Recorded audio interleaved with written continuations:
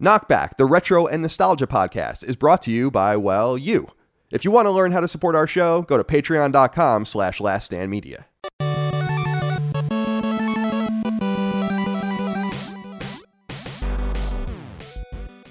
Greetings and salutations. Welcome back to KnockBack. My name is Colin Moriarty. I'm joined, as always, by my brother, Dagan Moriarty. Dagan, how are you today, my friend? It is good to see you. Hi, guys. It's good to see you as well. It's good to be here. Just got back from my morning jaunt, my 45-minute walk. Yeah, man, the older I get, the more I just feel like it's so good for your emotional well-being, your mental state. You know, you gotta, when you're younger, you have the built-in exercise, I feel like. When you get older, especially now in this work from home, work remotely age, got to stay on top of a little physical activity. Just shift your perspective, you know, figuratively, literally, just get out of the computer, get out of the podcast, get out of the animation, go look at nature, go look into the distance, you know, just switch it up a little bit. I kind of took a page out of your book, you know, with exercise. I know you've been into it. Mm-hmm. The only difference is I could actually see the physical results of yours. Mine is just so I could stay emotionally and mentally in check, I feel like. But you're getting a little ripped. Oh, am I? I think I could see a difference, man.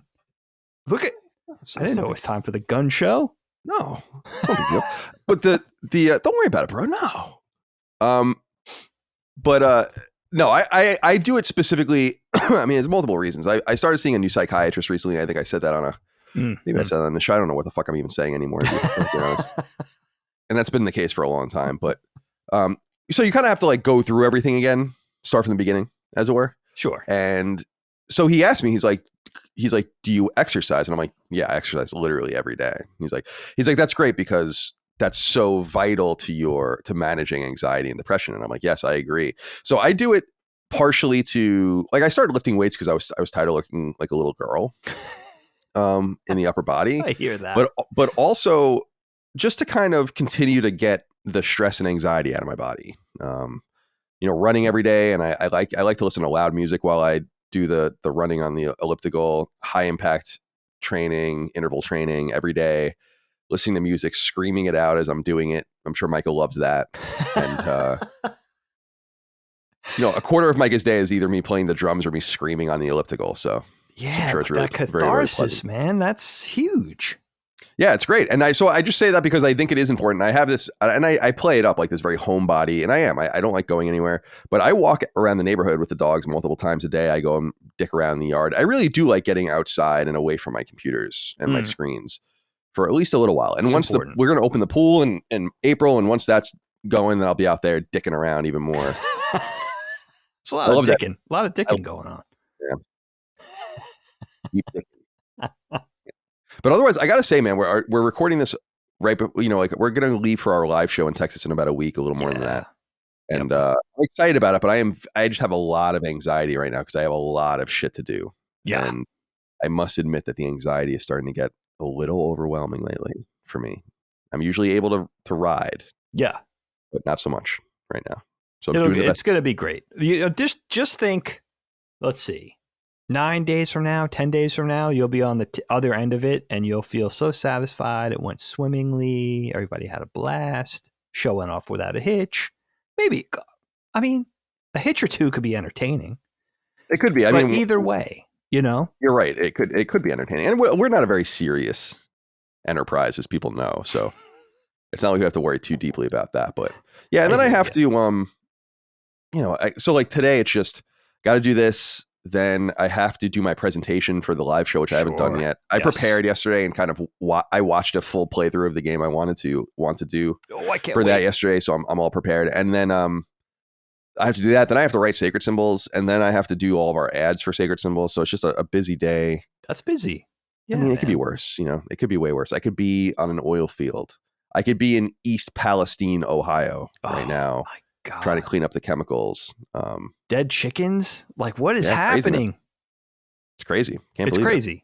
It's all the balloons and all the. I feel like we're in the prelude of like an alien invasion or something. It's pretty. What is happening? Pretty interesting. Let's do it. Fuck it. Let's get it on. I mean, Are you saying like go to war with the aliens? Yeah, why not? Actually, I was listening to a political podcast and they were making me laugh because they were saying like it feels like it's act one of a film where we encounter this alien technology and we just fuck it up.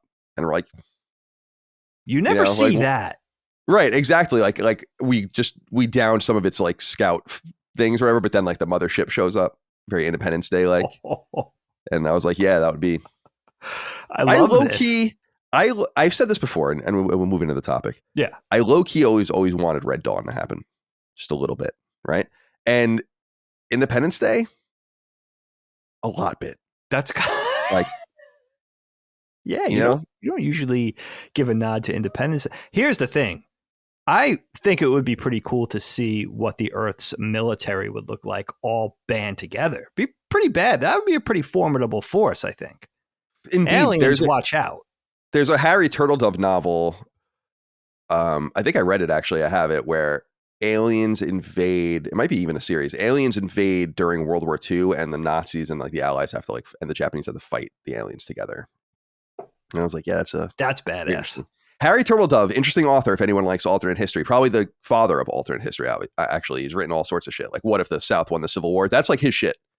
That's where he comes. Yeah, all his shit must be optioned for movies. It's gotta be. How can that not be? It's a bummer because there was a I don't know if you remember, HBO like 5 or 6 years ago was going to make a show called Confederate. I don't know if you remember this, where the Confederacy won, and people flipped out. Oh. It's like, well, we can't do this, and I'm like, why not? I'm like, why not?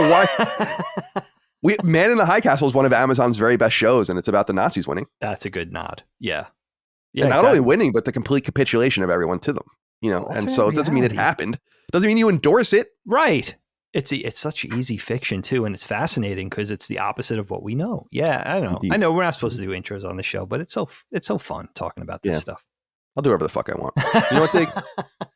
Let's talk about the topic today. I wanted to throw this one by you. I thought this would be an easy breezy one for us to do, and one that we haven't done yet. And I don't know why I never thought about this, which is just trying to chronicle some of the tech that we have grown up with, or that we grew up with and came to use and know. And what I mean by this is, like, we did an episode a long time ago, like 5 years ago or so, about the early internet, or we did it about watching renting videos for VHS. But what we never really did was talk about like what was our, and we don't even have to get into brands or whatever, but like what was the TV? What was the VCR, the first VCR? What was it like using the TV and sharing it with others? What channels did we have and all of that? And then you go to other technology. So like the VCR, and obviously the adoption, which is more for me as a kid, of the DVD player, all of your game consoles, your Walkman and your stereo and your portable CD players and game consoles and handhelds. We never really went into this, and how we have touched on the notion, I think the obvious notion, that things changed over time, and that my generation specifically became very much molded by technology, but it happened very quickly, and it happened to a very limited group of what I would consider, if you were born in the 80s, I want to say, I feel like you really experienced this at a heightened degree. Especially born more towards the beginning and middle of the 80s, when you're really cognizant of all this happening. So I thought this would be a fun topic to go through, and like remember the family television, remember the family computer, remember the first Walkman you had, or your stereo and all this. I dig this topic, and so I think this will be a fun one for people to go through with us and reminisce along with us the technology of our youth. So, Dave, let's start with you and go to the beginning. What do you remember about the first TV that you had access to? What do you remember about it?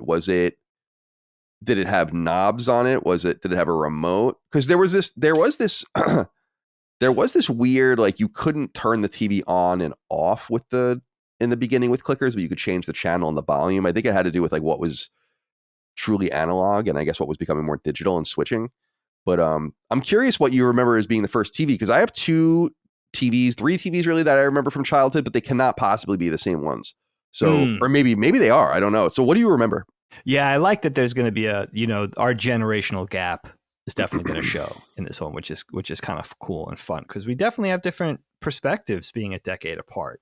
And, sort of our early tech voyage back in time. I was laughing to myself out loud as I was jotting down some notes, because for my generation, those born in the 70s that grew up in the 80s, it was pretty much our lives, our young lives were just about the same, it was a 50-50 dynamic, like between tech and no tech. We were on the cutting edge of what would go on to be tech, electronic, all that kind of stuff. You made a great point. Like your generation, I would say all millennials, the entire scope, you guys were really shot through the gun of evolving technology. Because if I think about being born, in your case, in 1984, yeah, the dynamic shift in the evolution was so rapid. Like you saw so much by the time you were out of high school. From the time you were born, by the time you were out of high school, think about just one thing, video games or music. It ran the entire gamut almost in that short amount of time, 17 or 18 years. And my perspective is different. With televisions, it was, it makes me feel old, because I remember the days of having to stand up to change the channels before having a remote control. And there were two TVs, distinctive TVs, that I remember in our home, that we had like a little, I guess it was maybe a 19-inch console, full-on picture tube color TV. Maybe it was a Magnavox. It had a bright, like fire orange display above the knob for the channels. And of course, this predated having cable TV, a cable box, the movie channels. This was like, maybe you had 13, 15, 21 channels. That was it.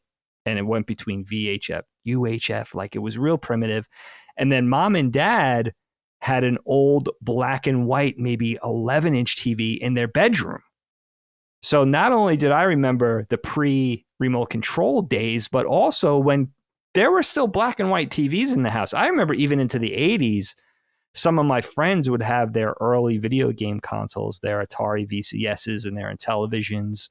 Those are hooked up to like the old black and white TVs if the parents didn't want them in the main living space, in the den, in the living room, maybe a finished basement. Maybe it was in the kid's bedroom. Let me come in here real quick and ask you a sure. question, because I'm going to forget to ask it. Yeah. Doesn't it seem like there was a time when you just didn't play video games in the living room? Like Yes. No one did. No one. I don't know when it seems so. I remember you and I used to bring our consoles into the living room, and Dad used to get really upset with us, where we'd like set up there kind of, and then we would bring them back and forth. And now it's so common. Like, of course you play in your living room. Of course you play in your bedroom, but of course you play in your living room. It's much more accepted. I hadn't really sat and thought about that though until recently, that I didn't know anyone as a kid that played their games in the living room. Like it was huge. You played in the play. Like I know, like my friend Eric had a playroom. We played in there. The Kochers all played in their bedrooms. Yes. They had a huge projection TV in the living room. It probably an NES would have fucked that thing up in about 2 seconds. That's a good point. It probably would have ruined it, right? Oh Finished my God. basements. The burn-in would have, I can't imagine how many people had burn-in with their NES.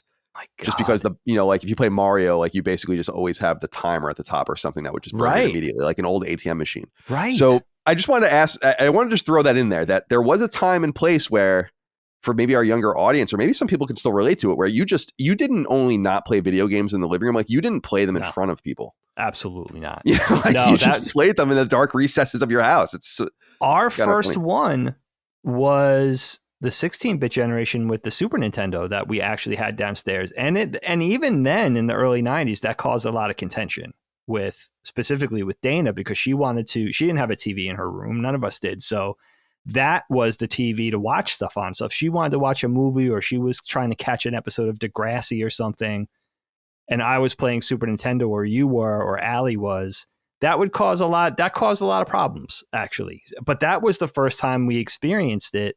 I did have my Atari 2600 in the early-ish 80s. This was probably 81, 82, 83. There was a brief blip of time where I was allowed to have that in my bedroom, but mom and dad kept me really honest with it. Like they had me on strict time regimen. Like you could have an hour, and you don't even try to pull the thing where you get up in the middle of the night and play it. Like I wouldn't even dare. So they were really, and then I think that was kind of a short-lived thing, and they thought better of it, and eventually it came out of there. But that was the thing. We had even our Nintendo, which we got, I'm guessing in 88, maybe.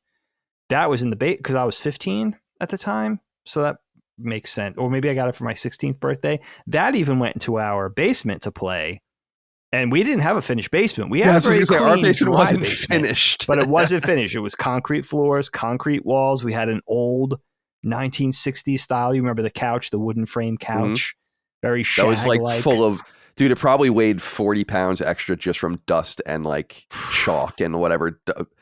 It was just, I could Sawdust. smell that couch to this day. Yeah, it's true. And it didn't an old smell throw bad rug. per se. It just smelled old. You know, like it was just, but that was, I laugh about that so much. It's like, well, yeah, we played in our basement, but it wasn't finished. Like we were just down in a fucking basement. That was it. All that was all about, really. We tried to like jazz it up by hanging like partitioning that part of the basement off with sheets and stuff, but it was kind of a weak effort to make it look like a finished basement. And not only that, but I was such a coward. Like I was afraid to go down there at night. Like I would really have to steel myself. Like I have to go play Nintendo, so I got to be brave. Was there a brief period of time where we had access to cable down there too? Like I remember watching MTV down there. I don't know how mom and dad definitely didn't run cable or have a cable. Yeah, we might have box. spliced, like we might have had like some sort of running some sort of shady operation to get this. Some sort of illicit technique. Yeah, it's so funny to think about that. I remember the TVs too, like the even in thinking back, like it's so funny to think that we lived in that big house. It was like 4,000 or 5,000 square feet, and we had basically one television. And there was like a small 12-inch TV, like you said, in mom and dad's room. Yeah.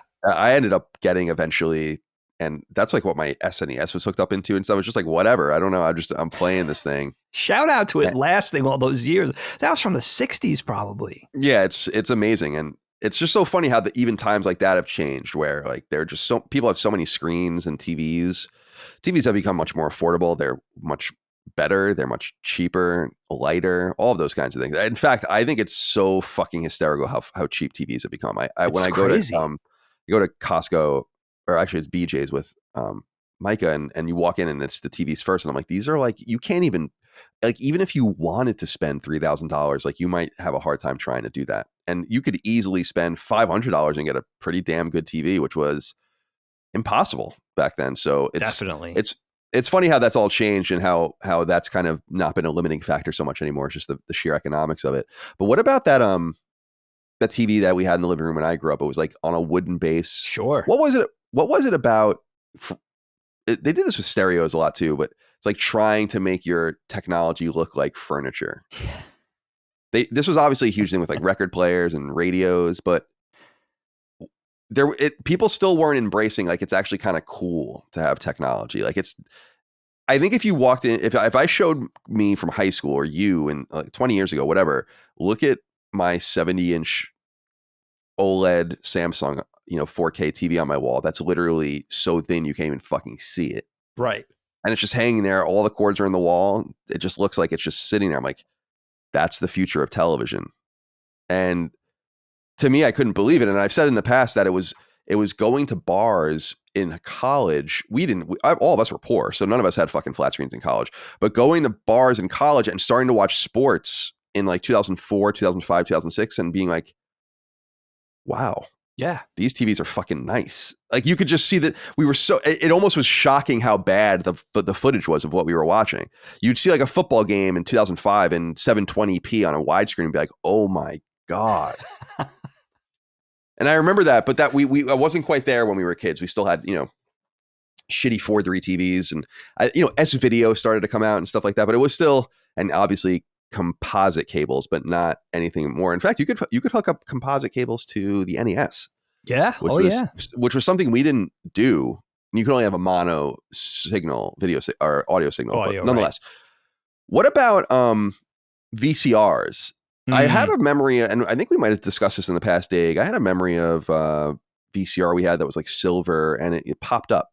You put the tape in, and then you popped it back down. That was a pretty common setup back then, I think. Yeah. For years, we had that VCR. That, in fact, I was texting Dad this morning, and I said, "Hey, give me your best recollection. When did we have our first VCR?" And he got back and he was like, I think 78, 79. I think he's jumping the gun with that one a little bit. I remember better 80, maybe even as late as 81 for that silver, which is still early. Top loader. It's early. We were early. I remember being really excited about it. And I remember maybe being like This was an odd one for us because we definitely weren't typically early adopters. But I remember that maybe being the second on the block. Of course, Tommy's family was first, right? But I remember being like on like having conversations with kids on the playground, like, we got this thing, it's so sick. And like, they were just like, what? Like trying to wrap their heads around it. And that was maybe the first and possibly the last time that we ever, for some reason, they just, mom and dad threw in for that. What? I was trying to remember what brand it was. Was it Philips? I'm not sure. Was there like a color? Was it one of those things where it had like the red, green, blue, you know, like those squares that were like the logo of something? Oh, what company was it? I don't think it was that company, but you may be remembering like the VHS, the stock sort of pharmacy VHS that you could dub like the TDK or whatever brand it was, right? But yeah, that VCR lasted a long time. I mean, I was laughing about the top loader VCR, our first one, because think about how many times that mechanism popped that head up and then was put tens of thousands of times and then was pushed down and never broke. I just feel like that was a day where the technology, where the quality was so robust. I just want to give a shout back to the console TVs that you're talking about too, Kyle, the furniture, because you may be old enough to remember grandma's old version of that, where she had, you know, there was definitely that sort of philosophy, I think, with televisions early on, maybe not so much in the 50s where the technology was brand new and evolving, but once they got TV technology dialed by the early 60s, right? Then they had this whole mindset of like, we're going to make this integrated into our suburban living spaces. We're going to make this look like a coffee table, like an end table, like a dining room set. Like this should blend in. There was that philosophy of making it look like furniture. And you know what's funny? I was thinking about this. Even through early home console video games like the Atari 2600, it was the same thing. It was like, how do we make that? How do we incorporate this into our 70s living rooms? We do earth colors, browns, wood paneling. Yeah, literal wood grain. It's like incredible. Because kids aren't paying $200 for this. You got to get the parents on board. It wasn't until Nintendo came along and said, this is a toy, which was a reaction. You know, Rob the Robot and everything was a reaction of Atari's failures and stuff, where it was like, no, this is something for kids. It was like kind of the complete mindset. And with televisions, I feel like in the 80s, when we moved to Brookhaven and you're talking about that giant wooden framed, beautiful television, it was kind of just the 60s, 70s version of that same console TV mentality. This one pivoted. It was, you know, much better audio quality and picture fidelity and all that kind of stuff. But, and of course it had the remote, it had that giant square remote, if you remember that remote control. So it was like the modern version, but it was still the same thing. It was still the same mindset. We got to try to incorporate this into our living space and make it look, you know, it was going into the 90s, but it was still being a little stuck in the 80s before Sony, you know, came along with the Trinitron and flat screens. And those were still the late picture tube TVs that would eventually become the heavy flat screens that eventually. Yeah, there would be. You know. Exactly. It's important to remind people that there are flat screen TVs with tubes in them. Mm-hmm. There is like this missing link. Yes. That like lasted for like a couple of years, which is hysterical. Yeah, a blip. Because I knew Mac Messina, who is like a big shot at Apple now, but he was the head of IGN Nintendo for many years. And I don't know how this happened. I think a lot of the guys that were there early, like Per and him, made a lot of money when IGN was just kind of tumbled through owners. So anyway, he had a $10,000 TV in like the year 1999 or 2000. That was, I think, one of those.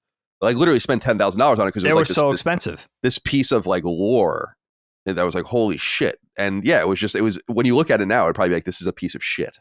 Oh, but you know, I do wonder, but like, yeah, will those go back in for nostalgia? Because who kept them? They're probably sitting in junkyards. But that was really the advent of home theater too, right? Mm-hmm. I mean, back in the day, home theater was probably, you know, film buffs, and maybe you had reels set up with 35 millimeter and really expensive. But that was the beginning of television home theater, where really kind of like the people that were hobbyists were like really, they got and had the income to be able to, you know, facilitate that kind of setup. Yeah, I love that point. That's a great point. That's a really pivotal time, because most of us didn't have that. We maybe knew an uncle or an uncle's best friend who had the money to be able to have that, or, you know, was into it enough to make that into a thing or incorporate that into their finished bass whenever. But that was kind of a fantastic thing back then. You know, it was like a thing of wonder. It was like, wow. It was like the 80s version or 70s version of owning arcade machines. It was like, you just didn't see that. It was a rarity. So, and then, but you're right. The VCR was really, and that first one that we had forever was kind of the advent of the real excitement in the home, because I know this conversation is more about the technology, but the important thing to remember is you could, with the VCR, for a lot of us, like that was the beginning of watch what you want whenever you want. You were no longer beholden to movie theaters or theatrical runs of films or TV Guide flipping through the channel. You could kind of get what you want when you wanted. And of course, the advent of cable kind of went along with this whole thing hand in hand, but we were late adopters to cable. So for us, really, it was the excitement of having a VCR and trips to the video store and kind of getting what you want, going to a store where there was genres of movies, cartoons, or horror, or adventure, action, sci-fi. That was the first time. I mean, it was a really new thing for everybody, kids and adults, because, you know, again, unless you were like one of those people who had, I guess, early like Laserdisc people, and then before that film, most of the people didn't have incomes. This is the first time where that was accessible to the masses. If you were a blue collar working family, you scraped up enough dough to get a VCR, a video store membership, and it was on, and it kind of changed the dynamic of everything. You know, you know what the other thing you never hear is, in the 80s, it was the first time we could actually be discerning about what we saw in the movie theater. If something we saw a coming attraction for a theatrical movie and it looked mediocre, we could say, you know what, I'll wait for video. And then, you know, it'll be $1 rental or on a weekend, or a $3 rental on a Wednesday from my mom and pop shop, my friends over there at the mom and pop video store, or something we were really excited about, a new indie film, we would go see it in the theater. So this is the first time we could make that decision. And, you know, back then we had to wait a while for home video. You know, sometimes, especially Disney, Miramax, that whole thing, they would hold out for a while. Their theatrical runs were longer. The wait times for home video were more drawn out. And it's been really fascinating to see that shrink over time, just because there's a clamoring for wanting to have people in the theater. Oh yeah, they've lost people like me, you know. Oh, for sure. A lot of millions, maybe billions of people, you know. But that was really the VCR, and then eventually for you, especially your generation, DVD and Blu-ray. That was one of the special things about that too, is the video store, and not the big chain video stores that would eventually happen like Blockbuster and Hollywood, but those mom and pop shops where you forged friendships. Those people working there were typically sort of cinemaphiles. So they were cinephiles, they were film buffs, they could have recommendations. You formed friendships. I remember Mom was such good friends with the people at D&D Video in Medford that she could actually wheel and deal when she was going to bring videos back. You know, it was like a new release had to be due the next day. She would be in there on a Friday and be like, I can't really get back here till Monday. No problem, Betty Ann. That's fine. Just put it in the Dropbox type of thing, where it was more relationships and it was personal before, you know, you went to Blockbuster on a Friday night, let's say 1996, and it was like crawling with people. There was 8 people working behind the counter. You never saw the same person twice, weekend after weekend. But it's you remember that? Remember Sure. vying for like videos, like getting there, or trying to get, you know, on a Friday, trying to get there a little bit early because like, and you go around the border of it would be like all of the new releases would be around the border of and they'd be in alphabetical order. And so you'd go all the way around and look at them and kind of just start trying to grab shit. I'd also hide things sometimes if I needed to come back the next day or something like that. It was amazing. You know, a video behind another. Right. Yeah. Try those old tricks, the old toy store tricks are more used to. Like, I'm going to hide snake eyes behind this, you know, these peg warmers. Yeah. It wasn't it amazing too, how often they didn't have what you needed, even though they probably had dozens and dozens of copies of things. It really, home video reached a boiling point, like a crescendo. Well, because it's so interesting you bring it up, because, you know, I only remember this a little bit, mostly through our local video store, Showtime, and a few others. Like we had another one named Triar, one that lasted for a really long time. It's actually a legendary. And I think this came up when we did years ago that we did the VHS and rental kind of podcast, but 112 Video is like one of the most legendary video stores ever. Yeah. As far as I understand. Yes. And like anywhere in the world. And that was like one of the video stores we went to as a kid. And they went deep. I mean, they survived until the 20 teens, maybe. Yeah, it was incredible. You guys can go read about it. Like, I think there's actually might be like some information out there about it, but it's like, because I think when they went out of business, I think their catalog was worth a substantial amount of money. Like imagine. Because they had everything. Like in the DVD era, they kept all their old VHS shit and Blu-ray. They kept all their DVD stuff and so on and so forth. So you guys can go read about it. 112 Video. 112 Video. For cutting edge for anime, everything. Like they had they just knew their shit inside and out. But I love that you brought up the brief era that I only remember a little bit of, where it was like more video membership. You know, like I was reading a little bit about it when I was preparing for the previous episode we did years ago. I just remember is that there was like a brief period, like maybe not even 10 years, where there was a vibrant, thriving group of business people that were getting rich all over the country that were just the first or second to their market to like be a video store, and then immediately killed by chains doing what they do. And some of them being wise enough to sell out and some of them not being wise enough to sell out. And so it's really interesting because I like that, because it was like, it's like a membership, and you're member 310 or whatever of Showtime Video, and you give them your little card, and it's all analog and written down, and it's incredible. Like I just it's, when you think about it, it's so cool. It's so neat.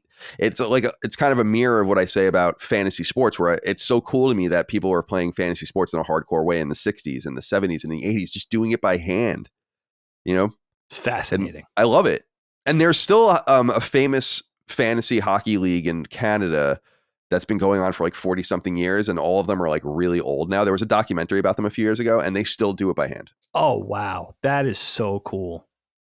God, and then they gather every year for the award ceremony, like give out a trophy and stuff like that. That's awesome. That's so charming. I love it. So, but this brings up, Dig, I interrupted you, but I wanted to just ask you this. I get agita sometimes thinking about what did people do before any of this existed?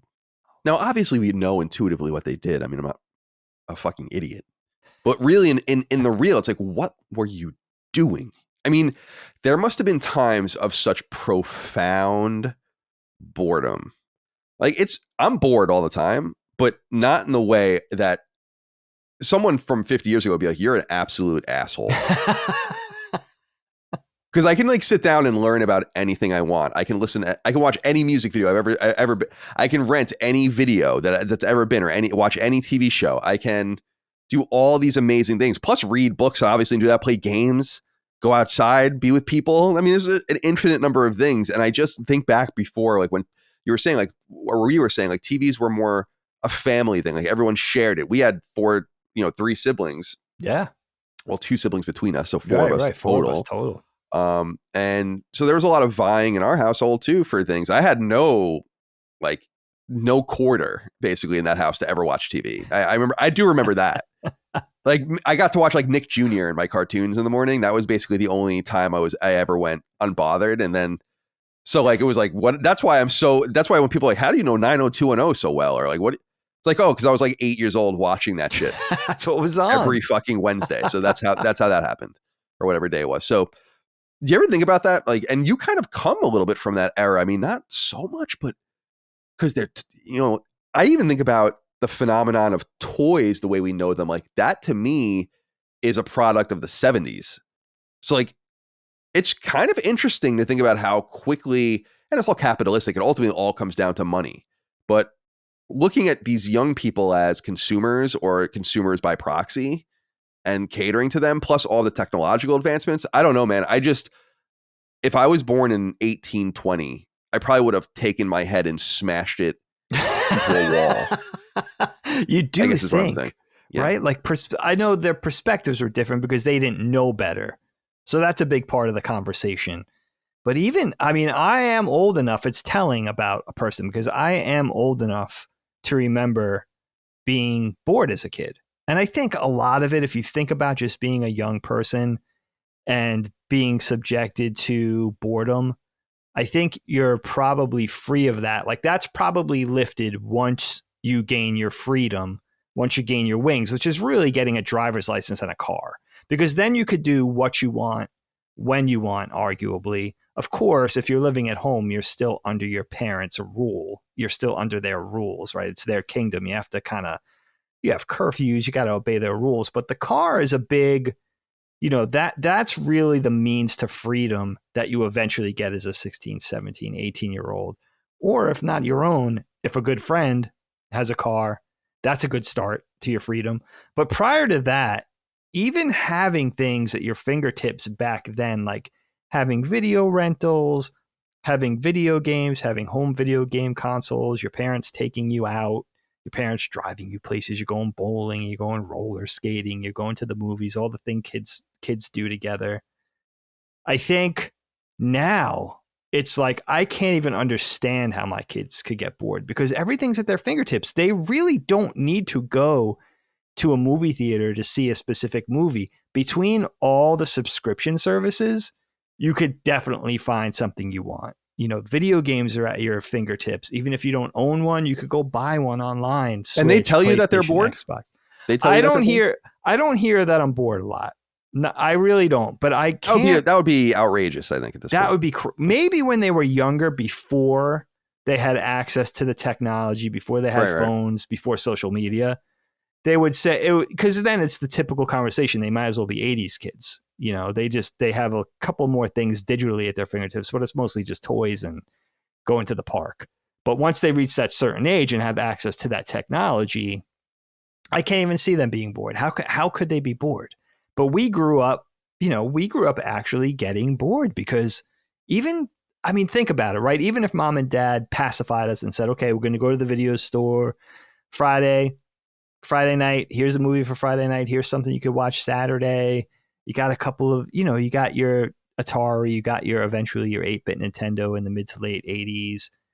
Even with those things, because we're kind of binded by how much we could spend. It's not like I had a huge catalog of Nintendo games and stuff like that. We could rent one.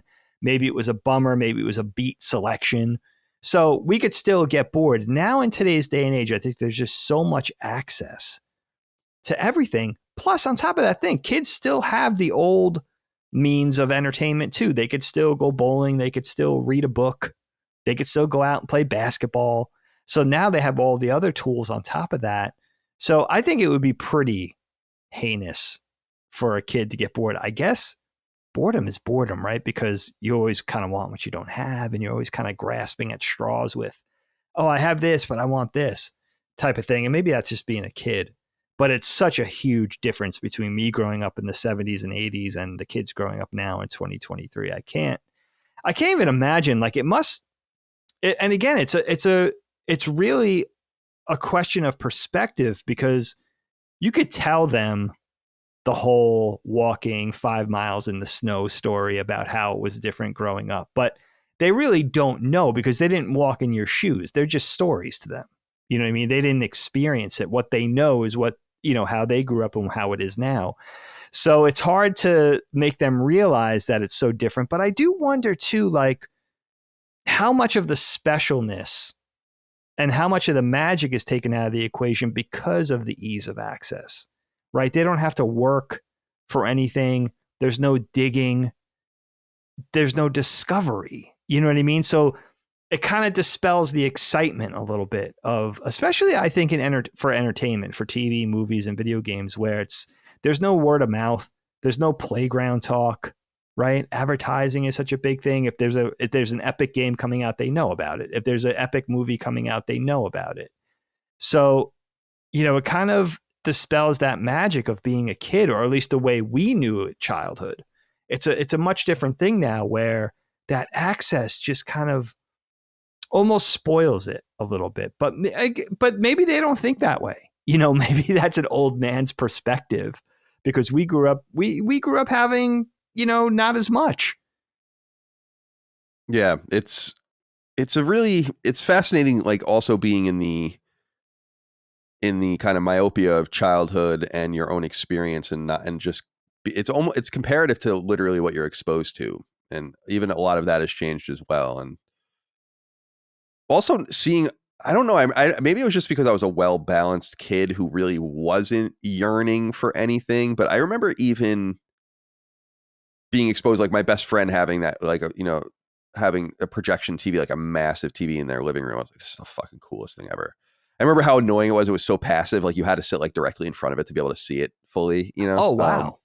Like you could, it just like, it would like be a wedge basically. If you were like even more than that away from it, you were getting like some fucked up picture. But we're watching the Islanders games there and everything. But I never went home and was like, I want this TV here. I don't know why. Like I guess in the order of what I was caring about as a kid, it wasn't that important to me.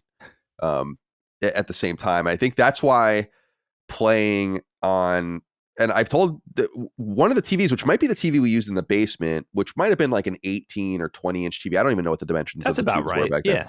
Yeah. All turn knobs from the 70s is the TV I used for my NES, SNES, PlayStation 2, Dreamcast, N64, all of those things until I got my own TV in 2000. I mean, wow. GameCube?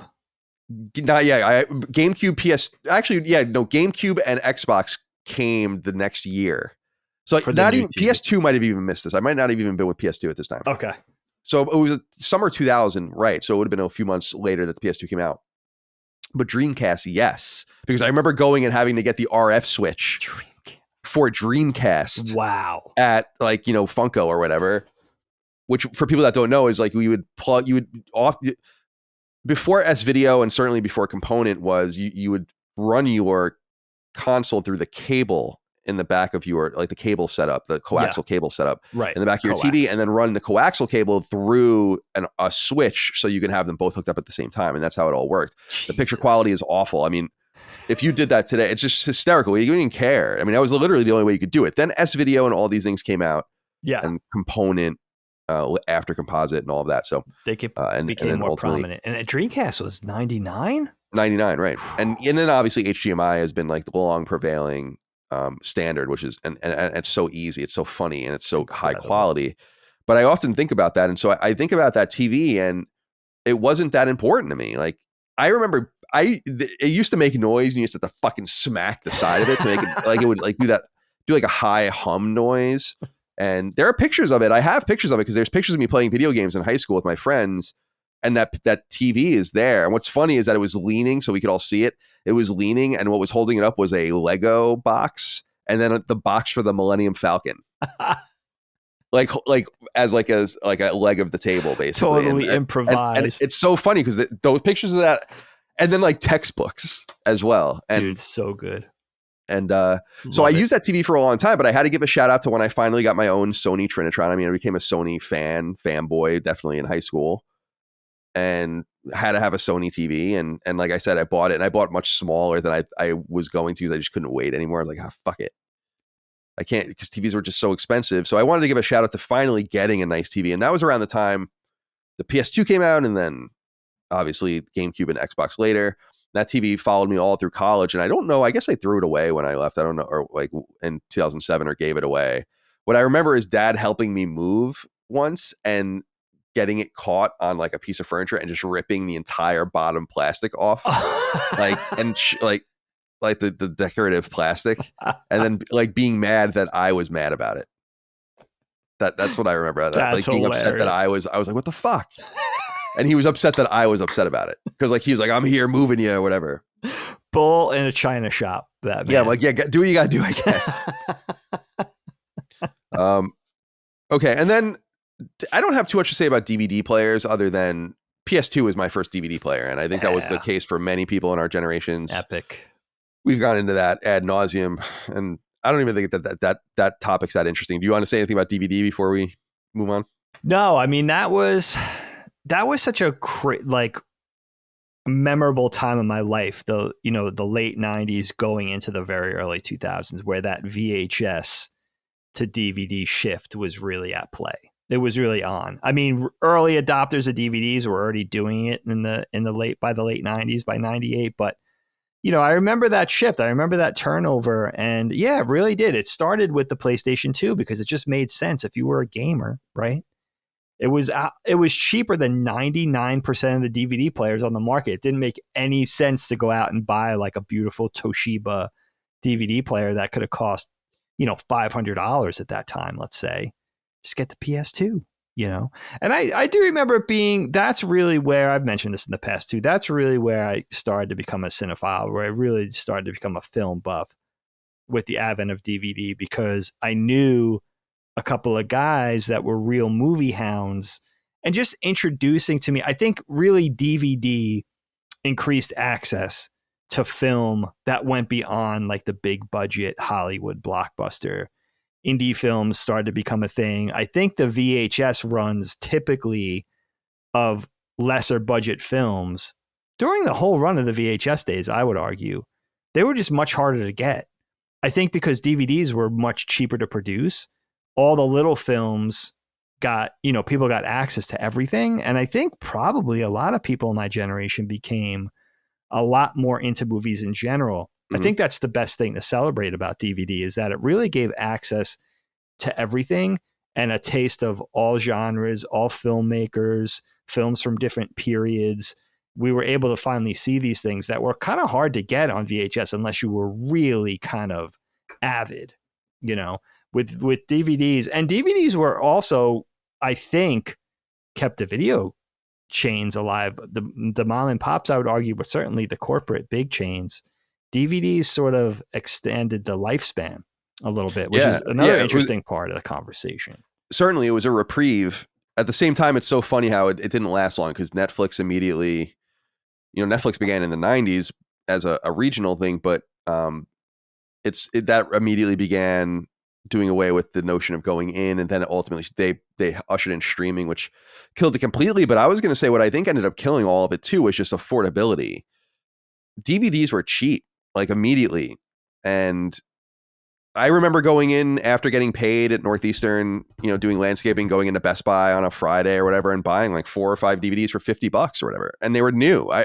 I remember like buying The Patriot, buying Signs, these weren't like, you had to like go buy something special for 40, 50, $60. I mean, right. VHSs when they came out cost more than $100. And so I think that there was just an affordability factor. And so I think a lot of people became more into movies because you could really access them at in such a cheap way. Yeah. Of course, all of our DVD collections, I mean, I gave all my DVDs away years ago, but because I'm like, I don't need any of these. These are all on streaming now. But at the time, it seemed like a really cool thing to collect and like have and watch and enjoy and get into the it was get into like the special features and all of that. There was a special time, a very limited time in the history of entertainment. It was limited. I have your indie box set, I think. And they, DVDs were a lot easier to collect. Oh, yeah. They took up less space. Like how many DVDs wide is a VHS? Like you could fit 3 DVDs in the space where you could fit, right, a VHS, and then Blu-ray will capitalize on that. I see Criterion Collection sort of capitalizing on that last gasp of the real avid movie buffs going in for discs. I think Barnes and Noble has a day where they sell the Criterion discs at half price. You could go in and just get these, your favorite films for $10 a pop or something.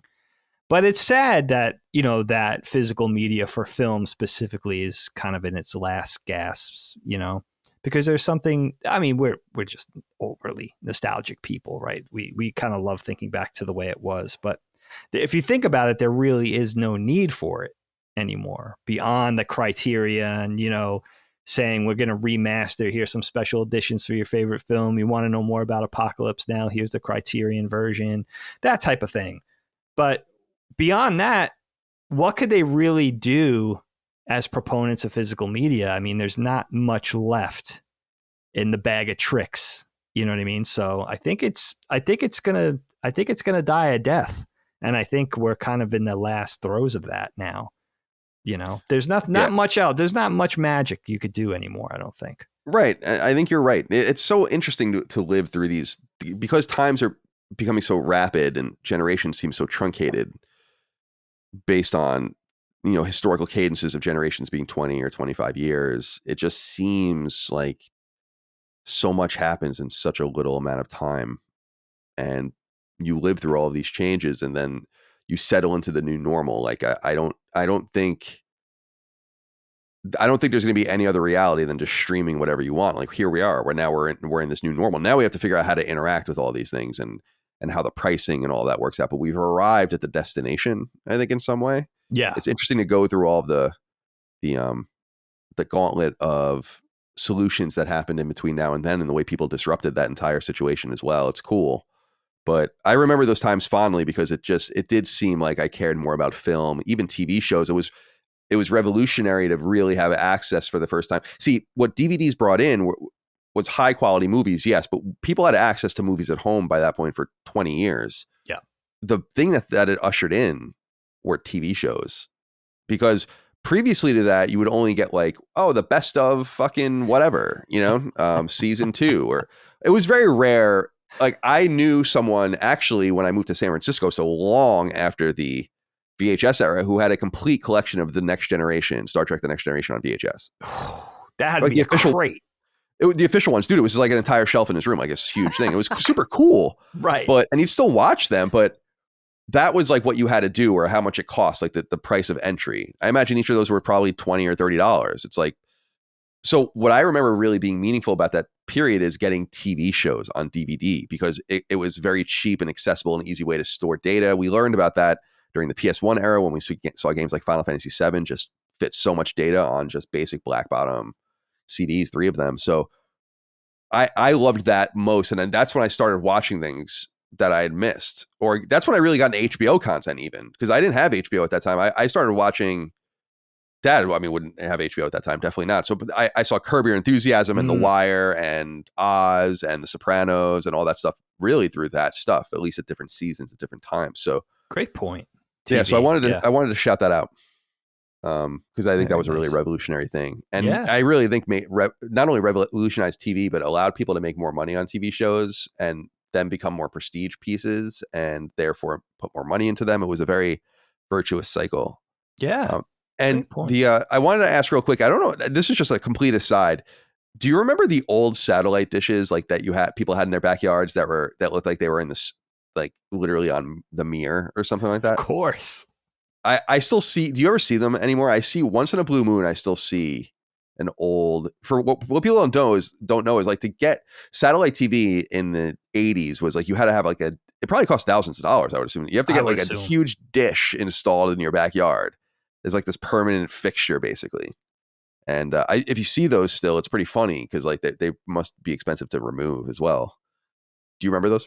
I do. And, it was one of those things. I remember in the 80s, like seeing homes, for instance, with solar panels. It was like, okay, those people have money. We're dealing with a relatively wealthy person here. Like I remember driving through areas of like Huntington where it was like, all right, these, not only the house is big and beautiful, but they have solar panels on the house. Like solar panels. That was so exotic back then, so expensive. And I would hear mom and dad talk about how much it costs to get them and install them. Satellite dishes were the same thing. It always reminded me of Hoth, right? Of Empire Strikes Back. Yeah. Which was always cool as a little kid.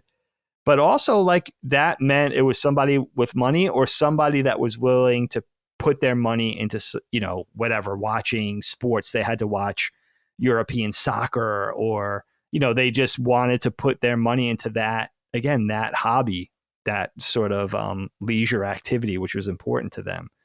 And I remember, too, that carried over into like Real TV and Dish Network and stuff, which I, as a young guy living in Philly, who the Yankees Entertainment and Sports Network is blacked out here.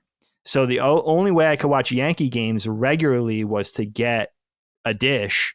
And I had a terrible experience with it, man. They installed it like pointing at like the woods behind our house. I couldn't get, I couldn't get a picture.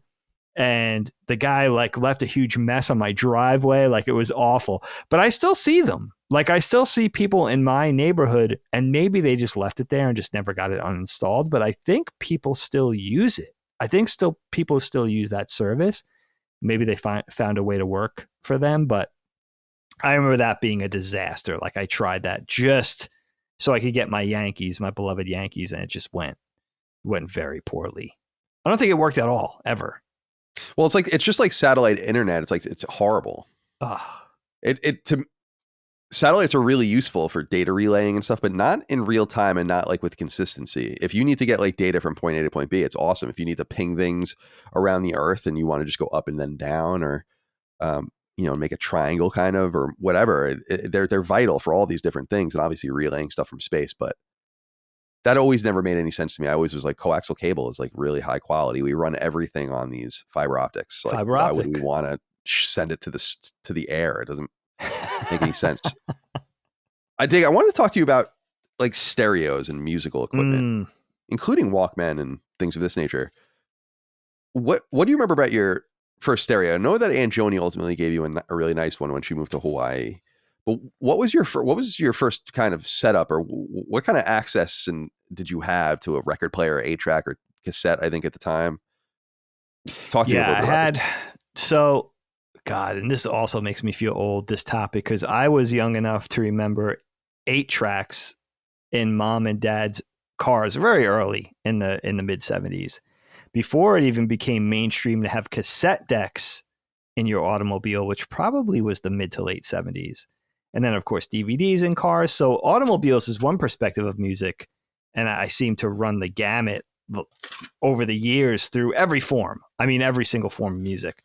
For myself, the first time I had a taste of like independence with music was probably, 83, 84, 85, when the boombox became a thing for kids. And, you have to remember, as a kid, usually, I guess most of us of my generation probably had a little record player, nothing fancy. I remember I had a record player on my floor and I could play my Kiss albums. And I had that, very eclectic mix of music, from Kiss albums to Donald Duck to the Star Wars soundtrack to the little records, the little cardboard records you got out of Count Chocula and Frankenberry and stuff like that, cereal box stuff. But the first time I remember being excited about music, and I was getting older, I was like preteen, adolescent at that time in the mid 80s, and having a boombox meant having your own music. And of course, back then, it was a cassette deck and a radio, so you could listen to like Casey Kasem's Top 40, and you could. But the exciting thing was going to the mall, going to Sam Goody, and buying a cassette tape.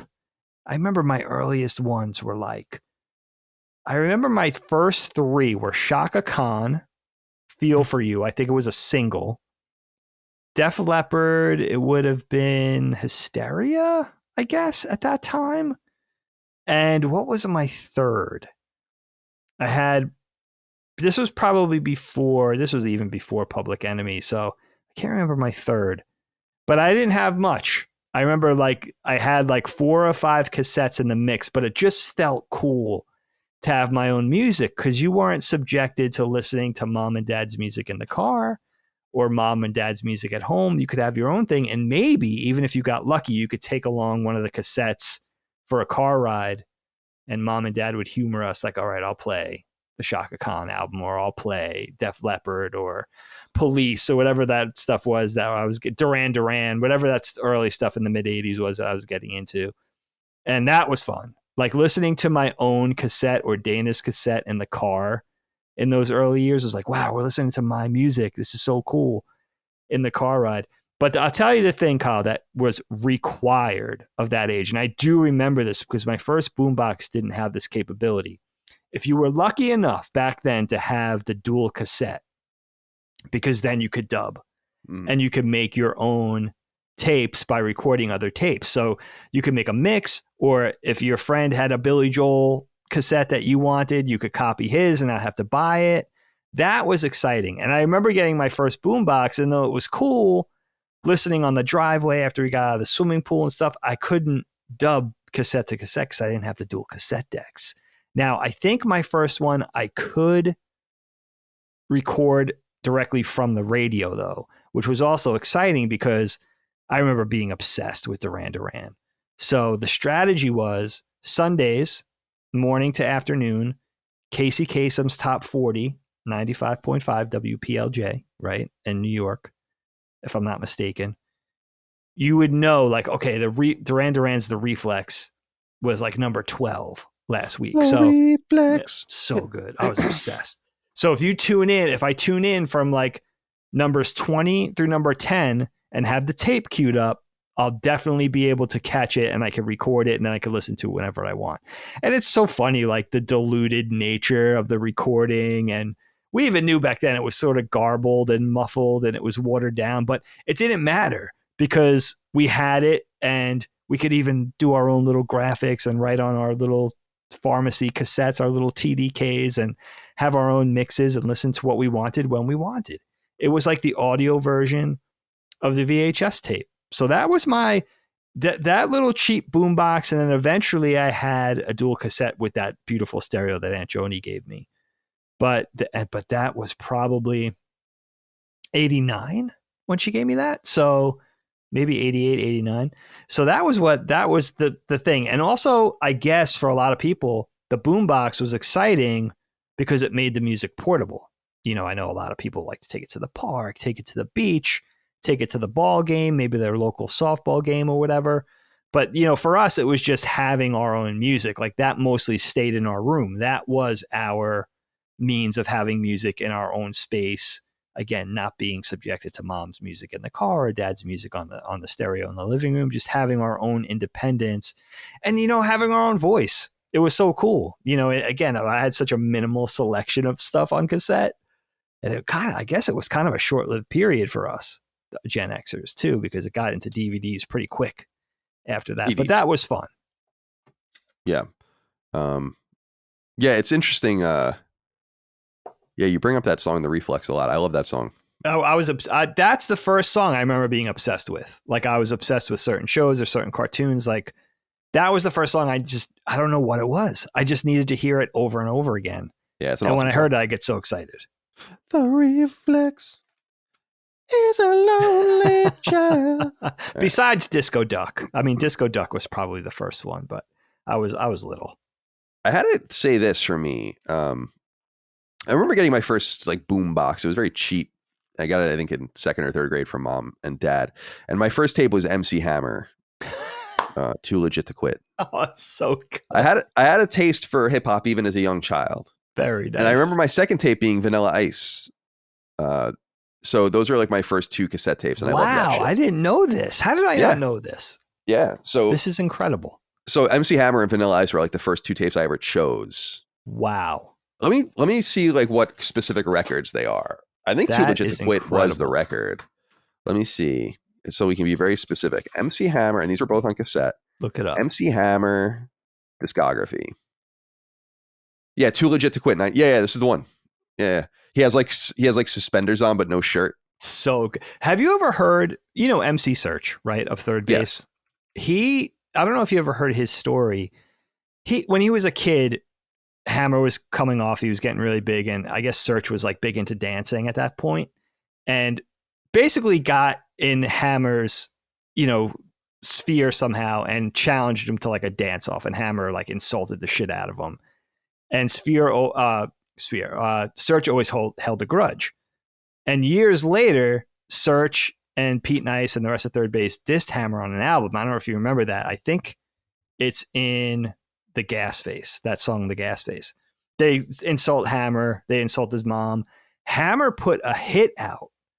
A Crip, I guess he was affiliated with the Crips, put a hit out on Search and a $50,000 price on his head. And went out, Search, Third Base was out in Hollywood. I think they were at the Beverly Center shopping with their girls or whatever. This is in the 90s, early 90s. And two Crips came up to take Search out. And like basically we were like, listen, like you should get out of here. Like, can we have your autograph? But we're supposed to be like nail you right now type of thing. So Hammer was like, the moral of the story here is Hammer was like a legit gangster dude. Like he wasn't fucking around, but he had that persona of being, you know, he just had that entertainer Michael Jackson like persona, but apparently very mainstream. He was very mainstream. But apparently he had like those gangster credentials. And I always thought that story was fascinating because I was even old enough then to realize like, okay, there's a difference between NWA and Snoop and Dr. Dre and everything. And what we're getting over here with Hammer, where it's, you know, it's much more accessible. It's more top 40. It's not, you know, explicit with the label on the album and stuff like that. So I always thought that was fascinating to know that Hammer was like kind of the real deal, didn't use that as part of his image. You know what I mean? Like even Ice-T, right? Like he even kind of wore that gangster street hood heritage as part of his persona. And maybe, you know, maybe that was body count too, with body count and all that stuff. Sure. Yeah. Like most guys would flaunt it, but Hammer was going the opposite way. But apparently he was like the hardest dude, which I thought was, again, like fascinating. Talk shit, get shot is body count.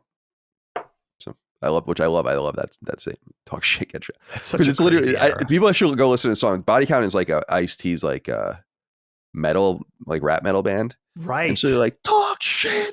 Like all this, get shot. That's like, he doesn't get a lot of credit for that, you know, for being like an early progenitor of that genre. Yeah, with Biohazard and all that kind of stuff. Yeah. So yeah, I looked it up. The MC Hammer record was too legit to quit. Vanilla Ice's record was To the Extreme, and that was the one with Ice Ice Baby and Play That Funky Music on it. Dude, I'm reading the Wikipedia page. I mean, I'd never read about this record in my entire life. It sold 12 million. What is it? No, 6 million copies in 14 weeks. Oh my God. I remember it being huge. Like I was a little kid, but so that was my second record. And okay, that was number 2. And then I got more into like rock and all that kind of stuff. I remember getting Pearl Jam's 10. And later on, I get like No Doubt's Tragic Kingdom. Obviously, Green Day's Dookie was a seminal tape, like cassette tape for me. It was blue, which I remember very well. Green Day was a big one for you. Oh, yeah. And then some of the Beatles. Into that. Oh, my, I fucking love Green Day. Yeah. Actually, when Ramon was here, we were watching a ton of Green Day performances from the 90s because they're just so good. They are so good and so avant-garde, especially for the time.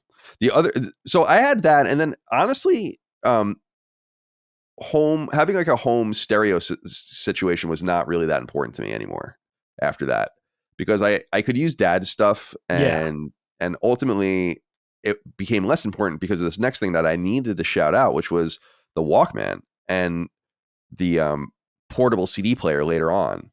And these things were like revolutionary to me. And this is really the way I listen to music. I think it's because I'm just kind of a loner. I'm not trying to like listen to music, let's listen to the new record.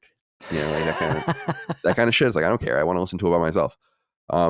So I remember getting my first Walkman, whatever brand it was, from mom in the early 90s. And then I remember getting my first portable CD player, which was fucking awesome. And that was for a long time the only CD player I had. Like I didn't have a CD player at home. I had dad's, but I would just buy CDs and just play them on this portable CD player. And it was one of those CD players you had to keep like really still. For people that don't remember, portable CD players in the beginning, like you couldn't move them. Yeah. Or like they wouldn't work. So you had to kind of like keep them steady. They were meant to be really played like and like kept on a desk or like kept on your lap or something. But if you were like in a car and it would just bump, then it would just fuck the entire thing up and the CD wouldn't work. Like you had to like restart from a different track or whatever. And eventually they put in like this shock technology that kept the CD steady, I guess, while that happened.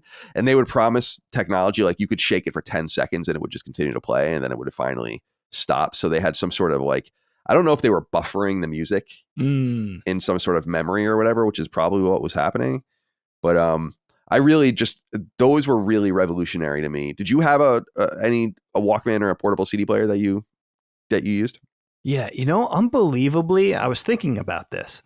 The cassette Walkman missed me completely. I don't know why. I don't know why I wasn't interested in it, because it was pretty cool to have portable music that seemed less clumsy. Like the headphones got a lot smaller from the gigantic. Shout out to Sony, dude.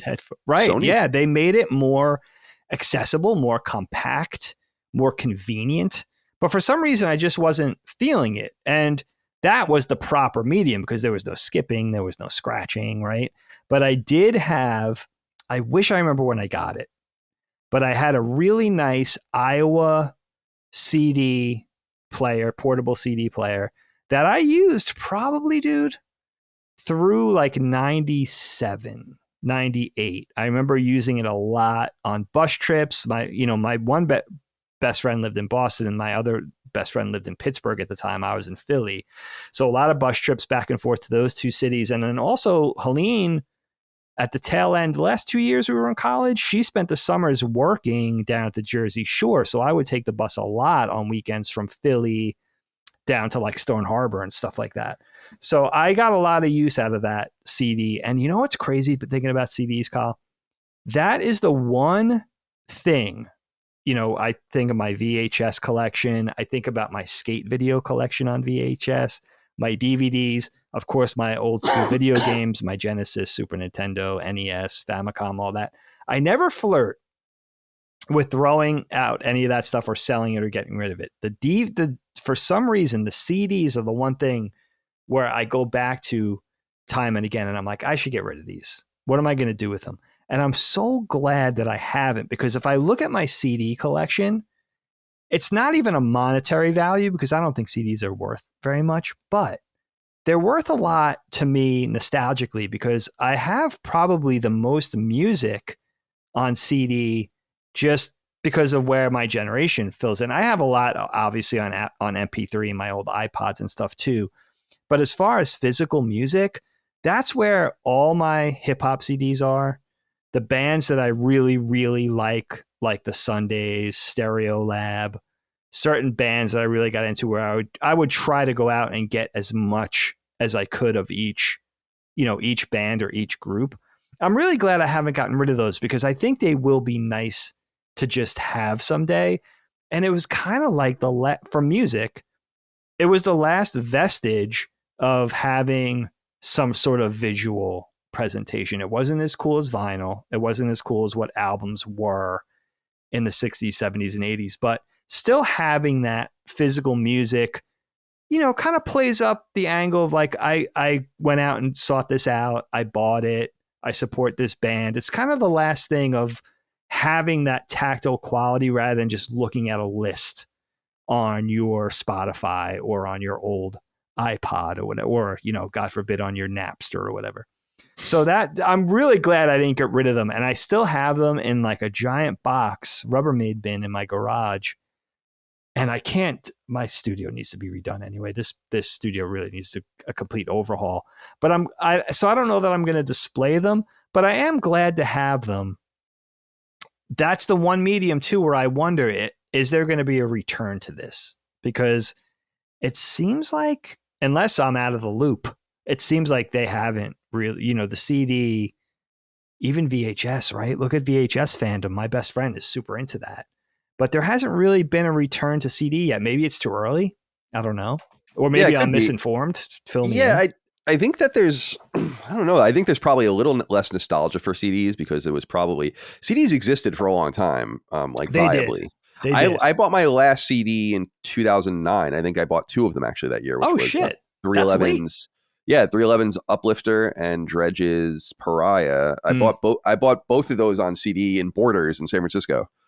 I don't know why. I think I just wanted access to them. That was a weird period where there wasn't, like, Pandora existed, and I love Pandora. I thought it was a really awesome idea. And I think it's a really, really sweet idea. And it introduced me to a lot of music. But we were in that weird period. Like, iTunes was invented and released like in 2000, I think. And this idea of like, they were really on it, Apple, immediately in this like MP3 revolution and like making something of it. And they did. And so we were in this really truncated period where things were happening really quickly with music, but we didn't yet have access, like unfettered access to just a subscription style Spotify.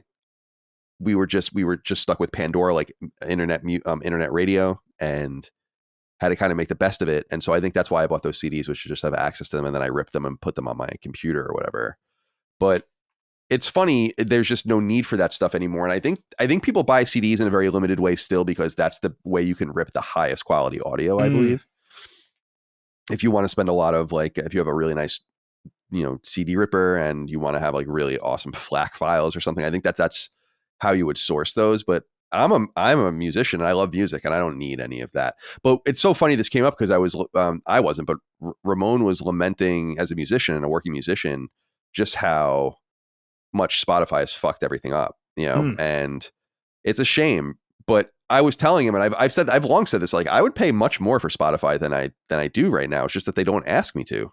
And people say, well, why don't you just buy multiple subscriptions or whatever and support it that way? Because I'm like, that's just not the solution. The solution is to ask more of the individual subscribers, not giving me free subscriptions or making me pay for more subscriptions. I just give to people and add to the problem. Right. So there are things that there's a lot of downside to this move away from the physical media that we're talking about in terms of its valuation of things. And it's been incredibly disruptive to music, although music can still survive through merch and to a much larger degree live shows. I am much more, I mean, this is unassociated, but that's why I'm so scared for video games and subscription services, because video games have no other way to make money. There's just the point of sale, and that's literally it. I mean, unless you are a free to play or unless you have a DLC model, which few games can do. So be careful what you ask for in some ways with this. Yeah, well said. But with me, I remember getting my Walkman. That was I actually remember getting it. It was Sony Walkman. Mom just bought it for me. I remember getting it before I had to go on a trip. I was in 5th grade, I think. And I had Dookie, the Green Day tape, which was like the first tape I had got it with it or whatever.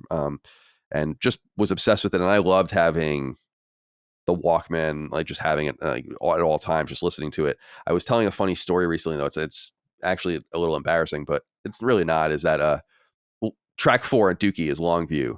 And there's a line in it where he says, when masturbation's lost its fun. And I would sing along to all of my tapes when I would listen to them, and I remember being on the couch at our house in Maine, and Mom was like in the kitchen or something. And I was just like singing that, and then came out that line. I was like, "What did you say?" So that all happened thanks to that. They Walkman. hear everything. That's a mom thing. But it's like, why am I saying that aloud? I don't think I even knew what you weren't even thinking, right? I knew what it meant. Is that so funny? I look at that with Graydon, dude, and I'm just like, I'm so in touch with still being 12, 13 years old that I see him cross the line. And sometimes like you accidentally, right? And then I see Helene's reaction from rooms away, and I'm just like, it is some sort of, eye in the sky, mom power that it's like I have to take a part in disciplining him, but also at the same time, like I have a sympathy and an empathy, because I remember being like in that position and being that age. You're kind of out of your mind. And yeah, it's so funny that struck a chord what you just said. And it's just interesting to think about, your own ignorance and all of that. But I had to give a shout out to that. And then my portable CD players, like I said, I really dug these things, and it all culminated in getting my first iPod, which is not really my childhood. I was 20, but I was in college, and for my birthday, I asked Mom and Dad to buy me an iPod, and I wanted one so bad. And they got me, I think it was the iPod. There was like a bunch of different ones. It wasn't like the original iPod. It was the iPod. I don't know if it was the Mini or something like that. It was just a little smaller, but it still had the wheel on it and all of that. Yeah. And it was silver, and it was awesome, and I fucking loved it. And what a revolutionary device. Beautiful tool. And I hate to say it, coupled with illegal downloading, it was a beast. And I do regret that period of things. I think that's why a part of me is so militant about buying games, especially, and not really having a problem buying individual TV shows or individual seasons of things or whatever. I just kind of do that, is because I definitely stole a lot of music when I was younger. Well, you're a kid. Yeah. Oh yeah, definitely. And even into like my college years. Yeah. We had T1 lines in Northeastern, like these ungodly fast internet connections. Like that would still be ungodly fast today. I mean, but back then it was nuts. I mean, you could do whatever you wanted. And if you were trading with people on your own network, there were these apps you could use to just trade with people on the T1 network. You would get everything like that. Like it would be whole season of Seinfeld, like in 2 seconds, Rapid. Whole, records in a nanosecond, so I feel bad about that, but and maybe this is where it all comes into play, because I had it for about a year, and then I'm in the elevator in my dorm going to my junior dorm room, and I drop it. And for people that don't remember, the iPods were so heavy. Like, I feel like you could just beat someone to death with one of them back in the day. They were ridiculously heavy. Substantial, yeah. And so when you dropped one, it was like, oh, that can't be good. And it didn't work after that anymore. And that was the end of my iPod. And that was the only iPod I ever had. And it became kind of a moot point when smartphones came out, because my first smartphone was a Palm Pre, and I probably had that in, I don't know, 2007 or 2008. So there wasn't that much of a big gap, and then you can just listen to music through that. And then Spotify coming out really eliminated my need to buy music a la carte. I just kind of regret that they don't take better care of their people. It's the same thing I say about video games. It's like, we can have a Game Pass type subscription model. It's just got to cost a lot more. Like, to me, something like that should cost, I don't know, man. I think people think I was crazy, but something like $99.99 a month or something like that. It's like, if you want to have like new big AAA games, access to them every month, just right at your fingertips, unfettered access. Like, this has to come at some sort of sustainable cost that's fair to everybody, or it's not really worth it. And to me, I feel that way about Spotify, but nonetheless, that's become a key part of my use of my new MP3 player, which is called the iPhone. But shout out to the Walkman and shout out to the portable CD player. Wanted to give them a nod. Dig, we talk a lot about game consoles, and I don't think we have to get into them too much here, but I did want to underline one thing and see what you think about it, which is a piece of technology that played a really major role in my own childhood were handheld video games. Right. And I think they play less of a role for you, but I don't know what role they might have played. And we can talk about the individual home consoles as well if we like, but the Game Boy was a major lifesaver for me. And I didn't have it when it came out. It came out in 1989 for people that don't know. And what's so interesting about the Game Boy is how long it lived and how it kind of lived. People say it lived 2 times. I actually think it kind of lived more like 3 or 4 times, because you had the intro, like the beginning period, which was pretty good. Then you had the period around Link's Awakening, which was pretty good. And then I think you had the period around Pokemon, which was a complete revolution for the Game Boy, which at that point was 8-9 years old, which is fucking crazy. And meanwhile, I'm a huge Nintendo nerd and a fanboy at this point in my life. I mean, just unfettered, on just complete. And I used to just really want this thing, and I never had a chance to get it. And then finally, I think it was in 1992 at Bradley's, which is a defunct department store in the Northeast. I was at one in New Hampshire, in Newington, New Hampshire. Wow. There was one that was just staring at me every time we'd go in there for X, Y, or Z. I don't know why we were there. Like, I'd go to the electronics store, and the electronics sections at these various stores, they kind of stay a little more static. Like, there would be a Game Boy in the case for months, and there was a Mega Man game with it. And I remember being like, I don't know what the fuck that is. Like, I must have the Game Boy. I must have the Mega Man. And what's funny is I still have the box for both of them, and it still has the Bradley tags on them. It's like a very vivid memory of mine. So I think in 1992 is when I got my Game Boy, and that thing was just, I was attached to it at different times of my life forever. I was in the car a lot because we were traveling, whether I was going to see my dad, whether I played hockey all over the place, on various plane rides, just to and fro. I was just kind of being dragged around a lot as a kid. And so the Game Boy really came in the clutch for me, in addition to the portable CD player and these other things. The unfortunate reality, though, was these things really ate batteries like crazy on these trips. I remember having the sweet clip-on where it was like the lens that went over the Game Boy, and then there was a light so you could see it in the dark because it wasn't backlit, and it would magnify it a little bit. And I became masterfully good at some of these games on Game Boy just by going back and forth, no matter how many batteries I had to put into it. So I had to give a shout out to that. And that gave way to Game Boy Pocket, and then Game Boy Color, and then Game Boy Advance. And then finally the Game Boy Advance SP, the clamshell, which was the first not only backlit Nintendo handheld, but the first Nintendo handheld that was internally charged without batteries. And it was that at that point, handheld gaming really changed. And I was an adult by that point, but I wanted to give a shout out specifically to the Game Boy and the Game Boy Pocket and the Game Boy Color, which I had later. They were just amazing machines and a really key part of my technological upbringing. Talk to me about that?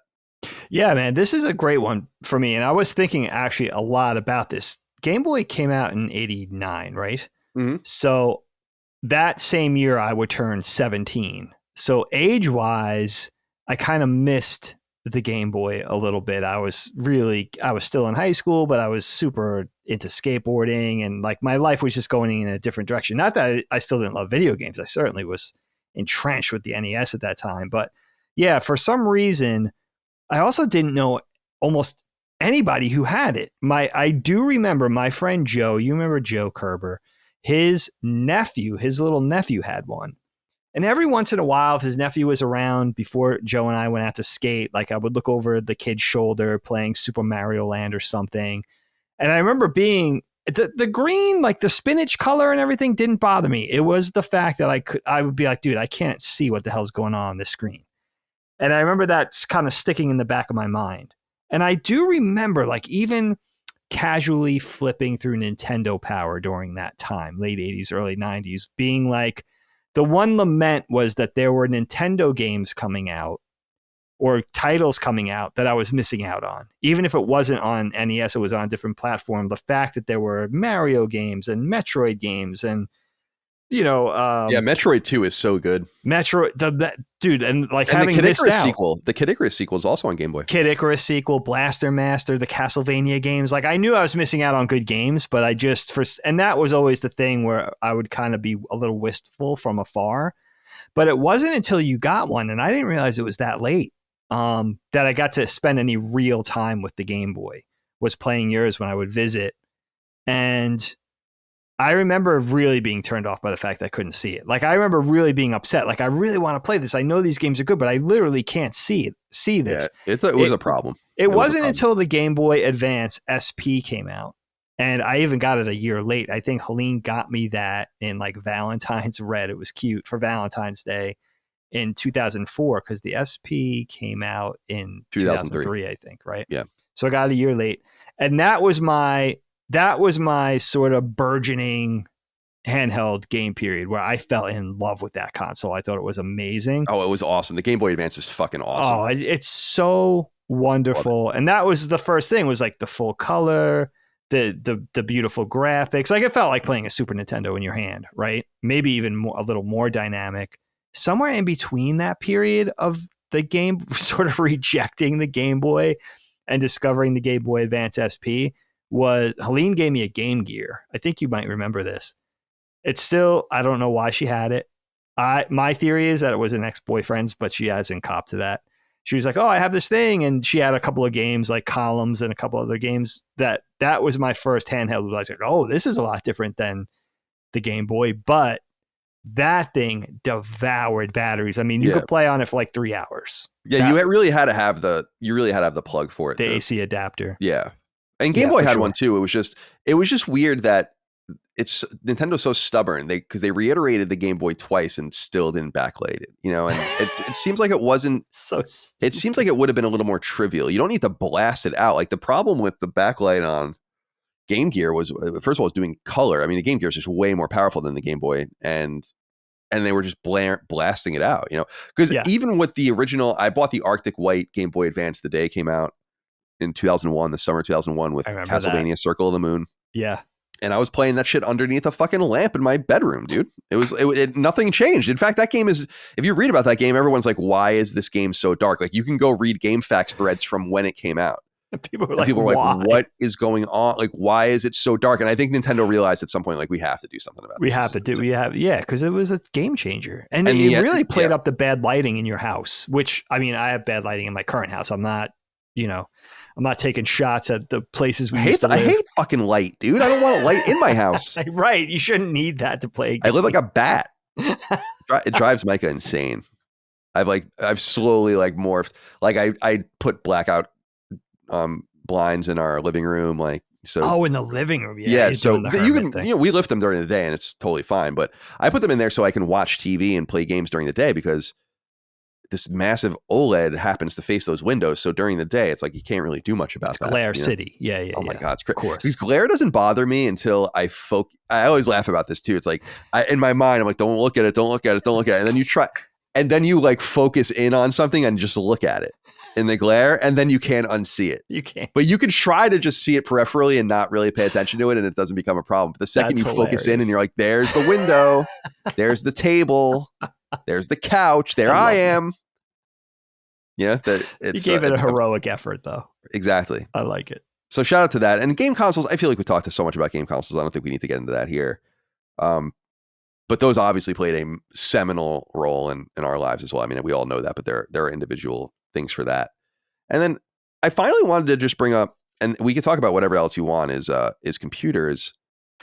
I feel like we came pretty late to this game in hindsight. It didn't feel like it at the time, but I wasn't quite old enough to be self-aware at the time. Dad got his first PC, which was a 486 Magitronic in 1994, maybe something like that. Okay. That sounds right. It was a real piece of shit. I mean, that thing, that's the computer we talk about where it eventually died in like 1998 or 1999 and Dad blamed me for breaking it. And I'm like, come on, man. Like, it just died. Like, this thing is just, no one even knows what Magitronic is. That's a fake company, you know? And somehow we got on the internet with this thing. So that was the first computer he ended up getting. And I think he got it because at that time he was injured at the FDNY and he was going back to school. So he needed something like write papers and all that. I had a dot matrix printer. It ran Doom. Yes, it ran Doom for all of you, for all of you lazy game review fans out there. And yeah, it was an interesting machine. It didn't have a built-in modem, so it didn't go online for years. And then finally, Dad's nephew, Dad's nephew, Arnold, you know what I'm talking about? Oh yeah, of course. Yeah. Nice guy. Denise's husband, yeah. Right. Denise's husband. He is like a big computer guru. I actually think he might be the chief technical officer of like 1-800-Flowers, but I could be wrong about that. That sounds right. Which is a big Long Island company. But he would come over and like kind of show Dad how to use things. I remember he came over and put like a CD drive in it and gave us it was running Windows 3.11. And so we got Windows 95, I think, or actually it might have been by that point Windows 98. So that thing was barely running Windows 98. And the other thing I remember is that we had an external modem, which even at this time was unheard of. I mean, external modems are really a product of the 80s and early 90s.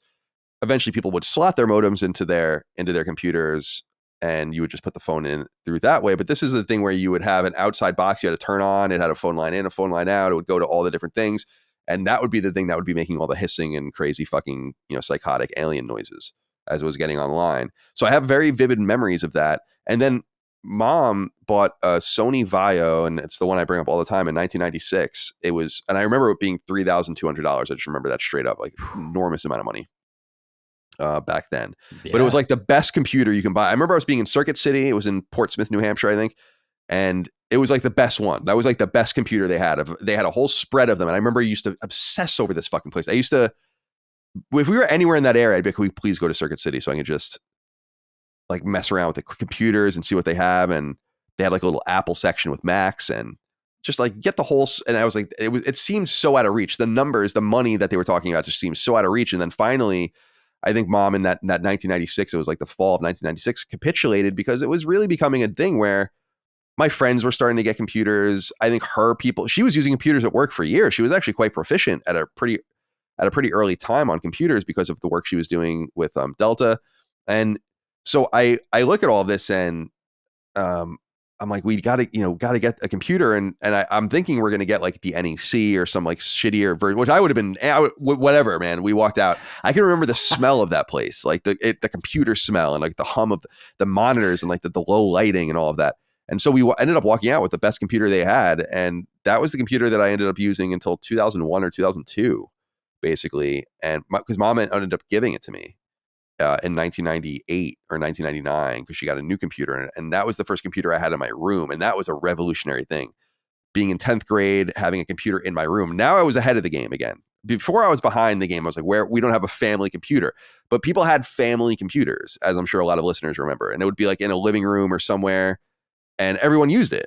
And you'd sign on and there would be battles about the fucking phone line and all this stuff. And I ultimately got my computer. And I've said in the past, Dad actually did it was very random. I remember it because it was very un-Dad, I got to be honest with you, which was just like, I'll give you your own phone line. And you can just be connected to it that way. And that time in high school, I probably was never disconnected from AIM or IRC or ICQ or any of the things I was using for like the next 2.5 years. And I ended up frying my modem in a rainstorm when I was in 11th grade and fucked that computer up. Oh my God. And it wouldn't go online anymore. And it really would have been a trivial thing to fix it. But Dad made everything seem like it was very expensive and annoying. I mean, like just Dad literally fixing that modem and letting me get back online would have probably saved me so much time and trouble. I probably wouldn't even gotten caught up with some of the bad kids doing stupider shit and all that just because he wouldn't replace the modem. Thanks, Dad. Dad. And what was funny though is that I always looked at it as a message, a cosmic message. I think I've reflected on this in the past, and it connects to what I was saying about music and kind of stealing music, which was there was a small period where I would go to 112 Video and rent video game PS1 games and just copy them. Yes. At my friend Kevin's house. We would copy these things by the dozens. We would go in there and rent 5 or 6 games at a time and bring them back the next day. And be like, well, it's clear what we're doing here. Thank you. That was and like every once in a while they wouldn't work. I think you have all of them still. I'm pretty sure like they're in one of my boxes. Like they're in that crate. And then I remember going out when a game came. I think it might have been it's not Wild Arms, but it was like some late PS1 JRPG, like Wild Arms 2 or something. We went and it was Rainstorm, and we went out and got it, and I went to his house and he copied it, and then I went home, and during that time a lightning strike had fried my modem. Oh. And so I was like, well, there you go, asshole. Karma. Because the funny thing is that there's 2 things about this. Number one is that I would still buy games. So I don't know what the hell I was doing. Like if I really liked it, like I didn't have a copy of any game that I actually gave a shit about. So I was just doing it because I could. Right, because you could do it. Right. And the second thing was that I barely played any of them. Yeah. I just wanted to have them on my shelf. Yeah, it was a cool thing it was a short blip of time where you could do that. First of all, you would always hear back then how lightning storms could wreak havoc on your computer, but it rarely happened. So you were kind of proof positive. Yeah, proof it was in happened. the pudding that could happen. Yeah, it happened. It was real. Yeah, it definitely fried. It didn't fry my computer. It just fried the modem. Like the modem wouldn't work anymore. That's hilarious. And so like something happened during that storm. But yeah, I always found that funny was that it wasn't even like I was playing or doing anything crazy. I just remember my old buddy, like my online friend who I met in person later on, Graham, who I haven't talked to in years. He was a good friend of mine though. And we were really close for years online, like on MIRC and AIM. And we met through PlayStation Magazine, actually through the classifieds and PSM, probably in 1997, I want to say. So early in my home computing time. And he put me onto this thing. He's like, you gotta like look at this thing. It's called the Goldfinger. It's from some fucking shady, Asian factory. And if you plug it into the parallel port on the PS1 and then put the spring into the PS1's like socket where like the case puts down, and then you start the machine up with a real disc in, and then you take it out while it's spinning, and you put in another disc, and then hope it keeps spinning. It'll boot up like bootleg games. And lo and behold, it worked. I love it. And in fact, it worked like a charm. Dude. And it was crazy. Like we were literally like, you would have to wait. It would have to go through its boot protocol, like its boot startup, and think it was starting a real game. And then you literally had to pull the CD out, like while it was spinning like at 1,000,000 miles an hour, and it would like slice the side of your hands and shit. But it was so worth it. Dude, I love that pirate sort of tech, Maverick development, you know what I mean? Like some backwater black market. Like these guys figured it out. I mean, tip your cap. There is an intelligence there where they kind of said, here's the way we could work around the system. Totally. And I think that, the PS1 like ONE redesign was in part in response to like abusing the shit out of that parallel port. And it was funny, like you had to put a spring in so that it felt like, so the PS1 thought it was the lid was shut while it was open, because that was the only way you can get because there was like if you look at the PS1, it's got like a little carrot piece of shaped plastic, and it would push something down. So you had to like put a spring in it and hold it down, and then so it would spin like crazy. And the thing spins so fast, like it spins faster than you think. Friction burns. And so you're trying to you're like, Jesus Christ, and like trying to like grab it and like put the other disc in. Am I misremembering? Like, wasn't Sega also notorious for not copyright protecting? Oh, Dreamcast was like a Dreamcast was a disaster. You didn't have to do anything to your Dreamcast. Like all you had to do was play. It would just play CDRs. It's amazing. That was true. Like you could just. I think you had to have like. There was things like Bleem and all that were allowing people to copy games. Yeah. But as I remember, you could literally just with certain CDRs, like maybe certain speed CDRs, you could just copy a game and just put it on the Dreamcast, and it would just work. That is fantastic. Yeah. Something fascinating about Sega of that period, late 90s, early 2000s. They were just kind of like half out of their minds, I think, a little bit. Totally. Yeah. Still corporate, but kind of throwing their hands up like, all right. Like definitely. I mean, the only thing that got cracked open harder was the PSP, which was, I mean, you could do anything with a PSP. It's hysterical. Oh, I didn't know this. Oh my God, dude. I had straight up, when we were doing the top 100 NES games at IGN, we were handing around PSPs with NES games on them for people to play. That's how we were all playing the games. That's awesome. And you could crack. So the problem is if you would buy UMDs, like UMD games, the UMD would force a new update off of the UMD and ruin all of the firmware you put on it or whatever. So basically people had to have two different, if you wanted to really play PSP games, you had to have a PSP for PSP games, and then you had to have a PSP for pirating stuff. Okay. And so I only had one, and I wasn't going to you would try to go back and forth and all this. And I'm like, I can't, I don't need to play. It's not worth it. Yeah. I don't need to play Athena. Yeah. I really don't.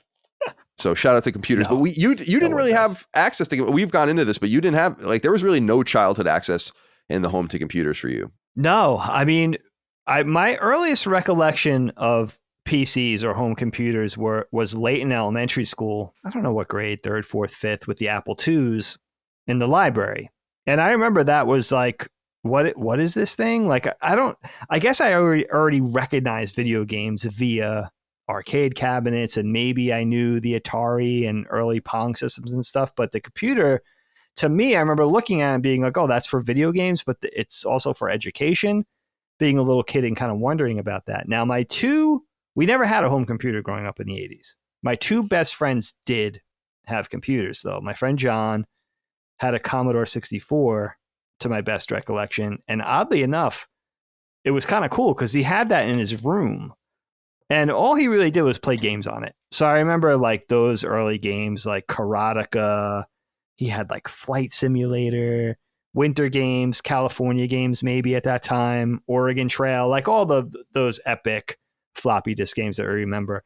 But I remember being these games suck. I remember physically thinking these games are terrible. They're slow. They're mundane. You're playing with a mouse. I thought of this today, Carl. This will be an interesting tidbit. I haven't used a mouse for 21 years now. Because I've been drawing, I use a pen. I use a computer pen on the Cintiq monitor or on the tablet. But there was a period.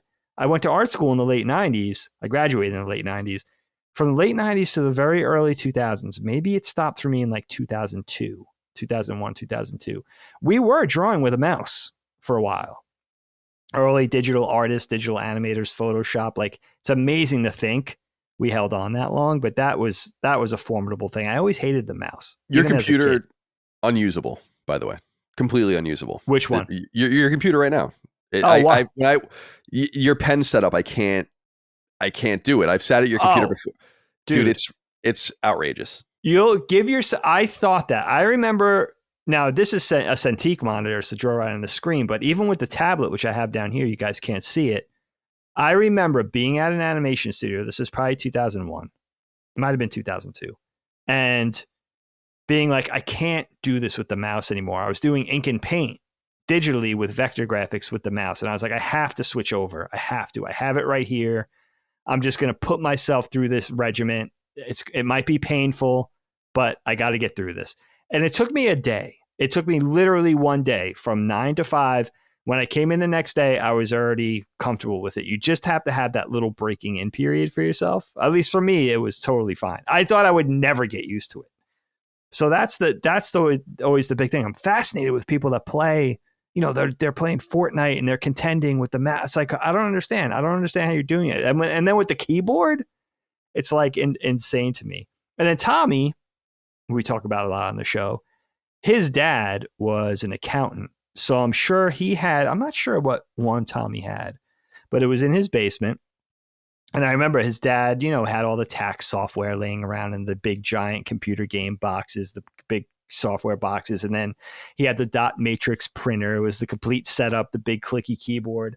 And I remember it was the same thing. It was like playing, you got a Transformers game, and then popping it in. It was just the slowest, dullest, you had to boot it up, the whole DOS thing. It just seemed too technical to me. Even as a 9-year-old, I was like, I don't know, this is kind of lame, type of thing. We never had one. And I got all the way through school without owning my first computer. I came through school at a very weird time. I came through art school starting in 94, graduating in 98. And we were, I majored in traditional animation, but the digital tools were coming in hot and heavy at that time, not just for animation, but for graphic design, for advertising, for photography, for film, for all of the majors. And of course, you could major at that time in 3D animation too. And somehow I got my introduction to Illustrator and Photoshop and some other software, now defunct software. But I got through school without needing my own computer. And I didn't get my first one until 2001. I got like a giant compact from PC Richards on Long Island. I was living in Nassau County at the time. And I don't know if you remember, it was like this giant white egg-shaped monitor. It was probably a 19-inch screen, but it might have been 19 inches long. Like it had an alien head design to it. It was really not, it was a very clumsy design, like aesthetic to it. It really wasn't efficient for space. I had to have it on a massive desk. And that was my first computer where, I had my first Wacom tablet. I had Napster. I had a CD burner, all that kind of stuff that was very typical of 2001. But that was, think about it. 2001, I was already how old? I was 26 years old or something when I owned my first PC. And what's odd? I've only maybe since that time, I'm maybe on my 5th computer, maybe 6th. So there hasn't been that many, that actually makes me feel young for once, which is a happy thing and rare thing on the show. Yeah, that's interesting. Yeah, you're very patient with tech, and yeah, the pen setup. I remember just being at your house a few years ago and trying to use your computer, and I'm like, I just can't. Like, I don't know how to do this. You could do it so quick if you got used to it. But yeah, that's funny, man. Yeah, as far as the computer I have now is the first tower I've had in since college, but probably. How many computers have I had? I don't know. I had one Dell that I bought for $499.99 in 2003, all through college, and it was so bad, but it did the trick. Desktop, but after that, I started getting a new laptop like every few years. Oh, okay. So I'm probably like 1, 2, 3, 4, 5, 6. I'm probably on like my total, like my 8th or 9th laptop probably, and then this would be my first computer like tower since college. Yeah. You never got into, Graydon reminds me so much of you in so many ways, but he's fascinated with computers and hardware and all that kind of stuff, much more so than his dad ever was. But you never ventured into like the superior water cooled gaming rig type thing. No, I don't care about PC gaming. It's just not for me. PCs are not for gaming for me. Right, like you're a console guy. Yeah, definitely. Like through and through. Yeah. There are great PC games. I mean, and there are PC games that have definitely caught my attention, and PC games that I do play. But even those games, specifically the Civilization games, which I love, they're on console now, just in total parity. So it doesn't really you don't need a PC to play these things anymore. But PC gaming is a huge thing, but it's just not for me. It's I don't get it. I just don't understand why you'd want to sit at this thing and play a video game. But you've always been in the other space. I mean, for me, I never really ventured into high-end computer, even though I'm an animator. I mean, I stick with Dell XPS for my last 3 computers. Enough off the shelf, but I am thinking about venturing. I think Dell bought Alienware, if I'm not mistaken. So venturing into the next, that next level up in the hierarchy, I'm flirting with it only because the powers of a gaming PC are really applicable to having a robust animation machine. And I've stuck with Dell for a long time and Power Macs, MacBook Pro and stuff. So I'm thinking about taking the next step, but it's intimidating and it's also super expensive, man. It's like, is it going to be, there's a lot of people listening right now and watching that know the answer to this. So definitely feel free to DM me, but is it worth it for me? Like to go into that sort of next strata up of RAM, power, the graphics cards, and longevity. I want to have something for a long time. I have this Dell. I mentioned recently on a show, probably on Constellation, how I run computers into the ground with what I do. Even if I'm meticulous with getting stuff off the computer and putting it onto backup drives and purging my C drive and everything like that. It seems like the wear and tear, it's almost like putting miles on a car. Like you can't subtract it once they're on there type thing. So that's why I'm and again, I think I'm such a late comer to the computer in general because I spent so many years not having one. I still think a lot about the technology eludes me, even though I work on the computer for a living. It's a very weird relationship. I'm the same way. We're built the same way. I don't know shit about anything. Yeah, I really don't. I don't care. Like I've obviously been very evangelical the last 6 months or so on, or maybe even more than that, a year, on Sacred Symbols about being a discoverer of 60 frames gaming, where it's like, holy shit. When a game runs at 30 seconds, I actually think I'm going to throw up now looking at it. So who knows like what might happen to my expectations with technologies in the future. But I will say this, Dustin built my computer for me in 2020 and I have some of the information brought up. It's what is that? GeForce RTX 2070. I think that's I don't know what that is. Is that the graphics card or something? Yeah, I think that is. And then processor AMD Ryzen 9. Oh, that's a good. And then 32 gigs of RAM. It runs Windows 10. And I was bringing it up because it's a pretty powerful computer. I don't think it's like top of the line or anything like that. I think it might have been more top of the line when I got it built. Yeah, but it's certainly not that anymore. Right. But it does everything I need, and I do a similar thing. I don't process video too much anymore, but I do process a lot of audio. It's very snappy. The video, when I do process it, is awesome, and that's about all I need for my computer. So I can imagine literally using this computer for 10 years. I mean, I don't know why I would need anything else. Like, sure. I have 2 huge Dell monitors in front of me, and it's just and I have my ridiculously loud DOS keyboard and it's ready to go, and my Logitech mouse. And so it maybe look for one of those custom setups, because there is a parallel between the power needed for a game and a power needed for what you're doing. I mean, they're really actually absolutely works hand in hand. Yeah. So I think that'd be a great investment. And I like, you dance with the ones that brought you. I do the same thing with brands. So and I saw that Dell actually is not producing anything in China anymore at all. Oh, I didn't know this. Yeah, I read that about a month ago. It's rare for a corporation that big to take a stand. Everyone's trying to get out of there now. I think labor. I think they realize like what it means to be there, just in terms of economic security and all of that. So I think a lot of people are trying to get out of there and try to get out of Taiwan in anticipation of a war there. So, right, Taiwan too. So bringing everything home, or at least diversifying, going to friendlier countries like India, even Vietnam, ironically. So yeah, that's interesting how it's shifting. So I think you have some viable options there, and I'm sure that Dustin would be happy to help you if you wanted to talk. Yeah, maybe I'll get his advice. Yeah, it's time to not buy off the shelf. For what I do, I think it's worthy of an investment, or at least giving it a shot once and seeing if it really is a game changer, which I imagine it would be. And again, just looking for that longevity. You said it, like the technology evolves so quickly, it's intimidating. Like, what you have right now is going to be obsolete-ish 2 years on.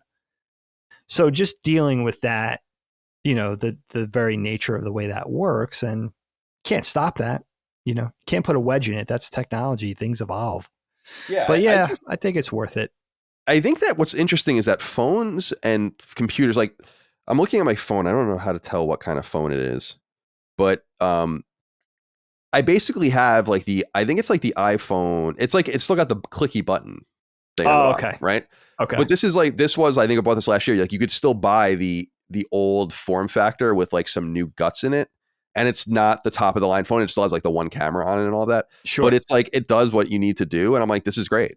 Like, I don't want the non-button. I can't even imagine using a phone without the button. I'm eventually going to have to learn how to do that. It takes a little to get used to. But it's just interesting because they still make things for people like me where it's like, yeah, you want a new phone. Like you want just the feel of a new phone. Like everyone knows, I don't know why it is. I think it just, your shit gets encumbered and things decay and degrade, but just having new technology just works better. But I don't want like the whole new thing. And I like how they're giving kind of having a more modular approach to things, because it's funny as things are getting much more technologically advanced, but I also think things are staying still more too, where we've in some way reached the peak of power when it comes to what's necessary for the common person.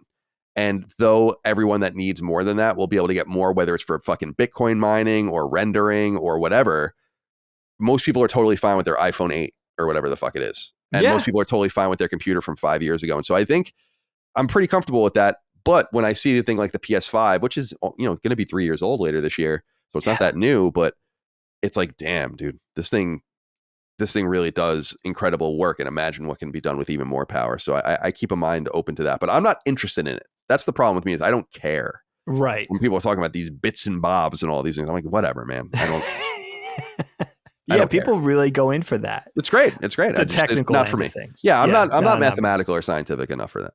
Yeah. I hear that.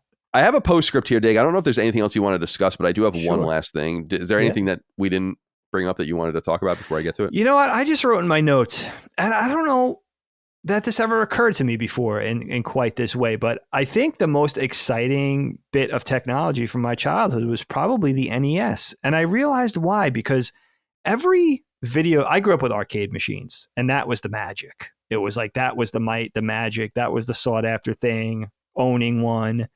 And growing up in the 70s and into the 80s, home console video games, the early home consoles, and even like the chintzy little LED handheld games, Tiger Electronics, everything was trying to emulate the arcade, right? Because that was the gold standard. That's what you wanted to do. And you'd have the cheap one-offs of Donkey Kong and, of Pac-Man, and trying to catch up with what the arcade could do, or having a little bit of a taste of the arcade on the go. That was the whole thing, was emulating the arcade. That was the bar, was having that arcade experience. The NES was the first time that it was gaming for a whole different thing. It was gaming on a level, not better, not worse, but on a different level than what you could get in the arcade. It was the first time we could have like cryptic adventure games and RPGs, and having games that were hours long, that required trial and error and exploration and all of that type of thing, right? Couldn't have that in the arcade. So it was the first time as a kid where we recognized, like, man, this is not like we're playing Atari at home. It's cool. We're shoulder to shoulder eating popcorn in the living room. It's fine, but we know we're kind of settling here because we're really still excited to go out the next time our parents bring us to the bowling alley and we get to play Donkey Kong or eventually Double Dragon or something. But the NES was the first time I was like, oh shit, the home gaming is different than the arcade. We don't have to keep racing to reach that arcade level, which video games wouldn't really do until, I would argue, later in the 16-bit era. And then I would argue later on with SNK, with Neo Geo, and then the PS1 and Sega Saturn, where it was getting damn close to the arcade. I think of the Saturn Capcom fighters, and I'm like, yeah, this is like basically the arcade version. It was getting damn close at that point. It took that long. We spent an entire decade through the 80s racing for that arcade echelon.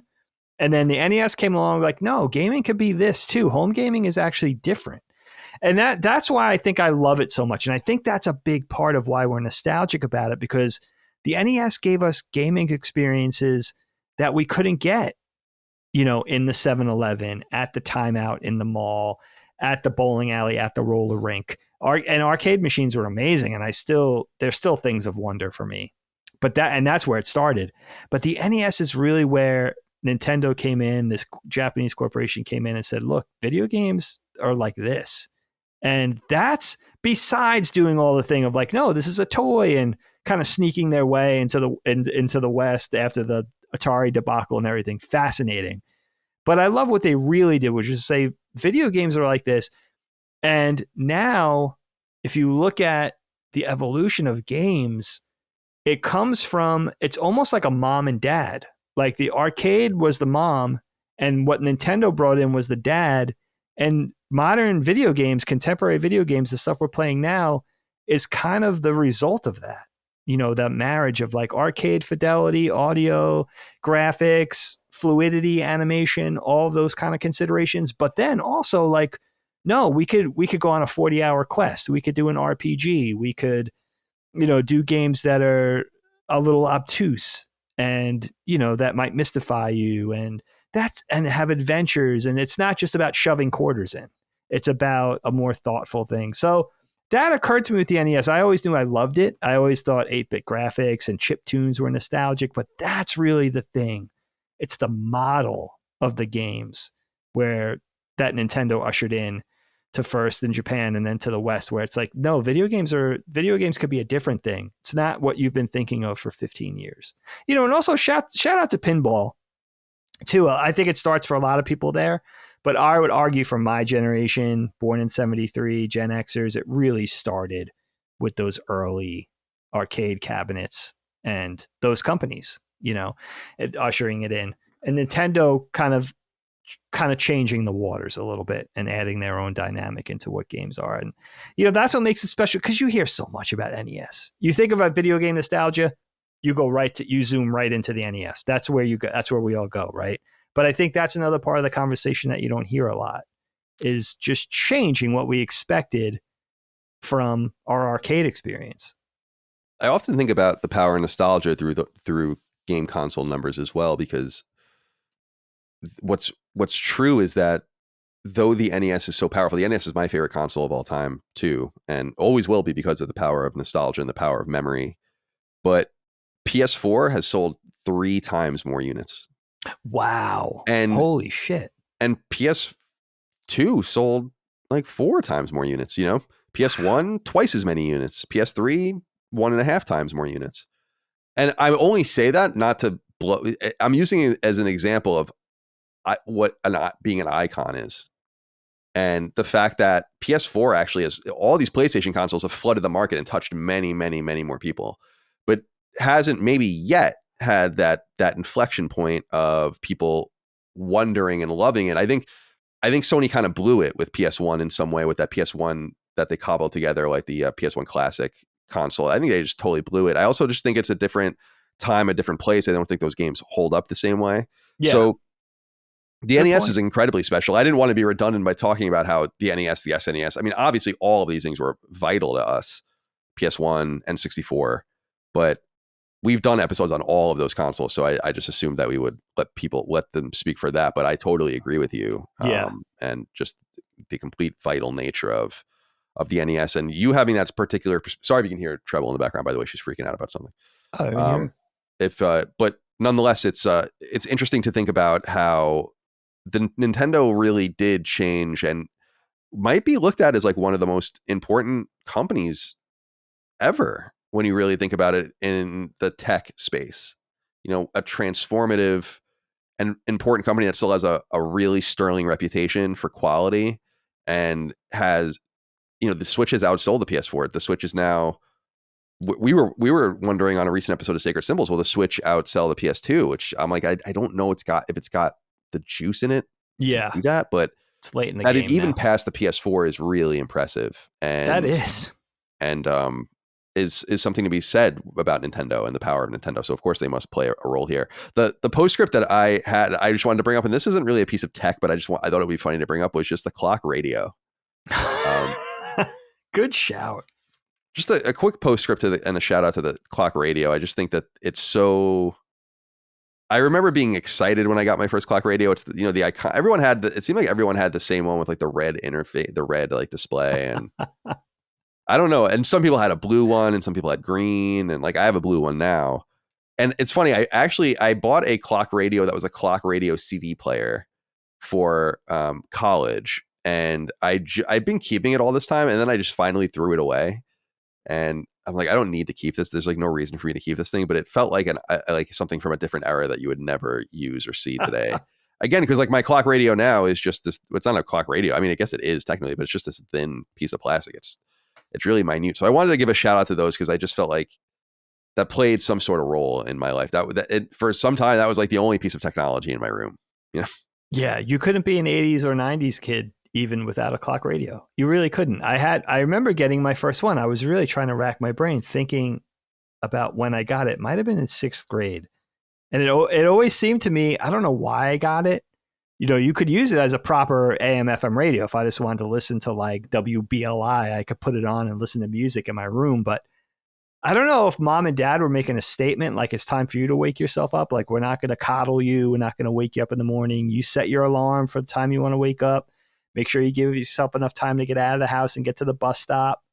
But I do remember the clock radio, it had a green LED display actually, but it had like faux wood paneling on the side and actually kind of plastic ribbing on the top that looked like an Atari. It was kind of a weird coincidence. It wasn't trying to. It was also way too late to be emulating a VCS. Like it was like that look was definitely outdated by then. Like we were full on Miami Vice, like pastel and gray and everything like that.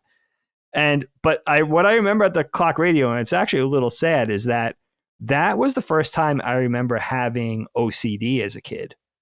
And I don't know if it was because I was nervous that I wouldn't wake up in the morning, but I would have a system of like, before I went to bed each night, like turning it on and off a certain amount of times and checking it. Like that was like the beginning of like my childhood, like little madnesses that I had, like little OCDs that actually just went away because I got tired of driving myself crazy.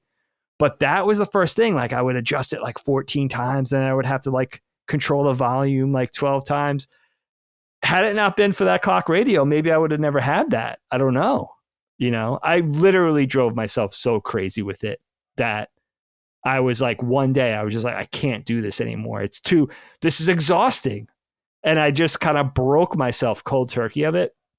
But that'll always be my greatest memory of the clock radio. Also, that was probably a brief period where I didn't have, it was between having the boombox and Aunt Joni's hand-me-down stereo. So there might have been a year in there where that was my only source of music in my room, sadly. It was like, turn on the clock radio. It wasn't very loud or anything like that, but I guess it did the trick for a little while. There were ones that you could do a cassette in there, right?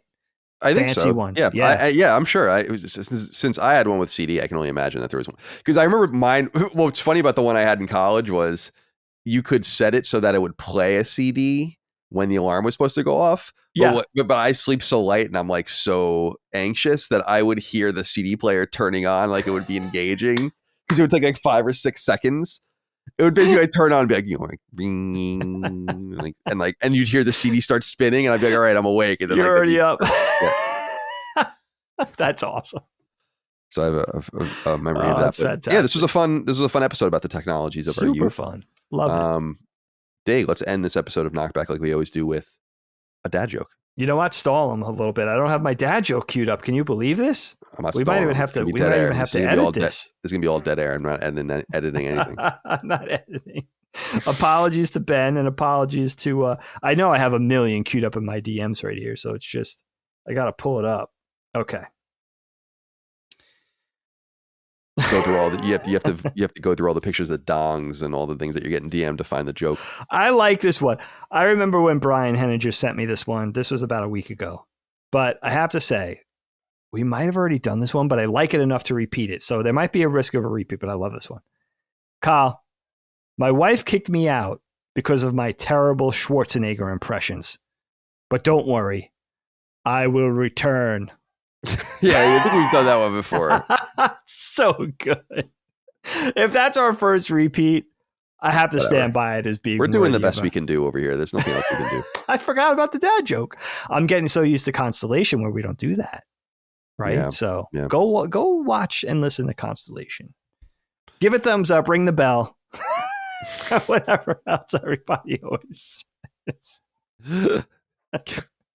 Yes, smash that like button. Smash that like button. There's got to be a more creative. Do you ever say any of that kind of stuff on Sacred or anything? I ask people to like our stuff or whatever, but I don't say smash that like button. You know? Subscribe on Patreon. You know, please support us. Thank you for your kindness. That kind of thing. Like that smash button. Like that smash button.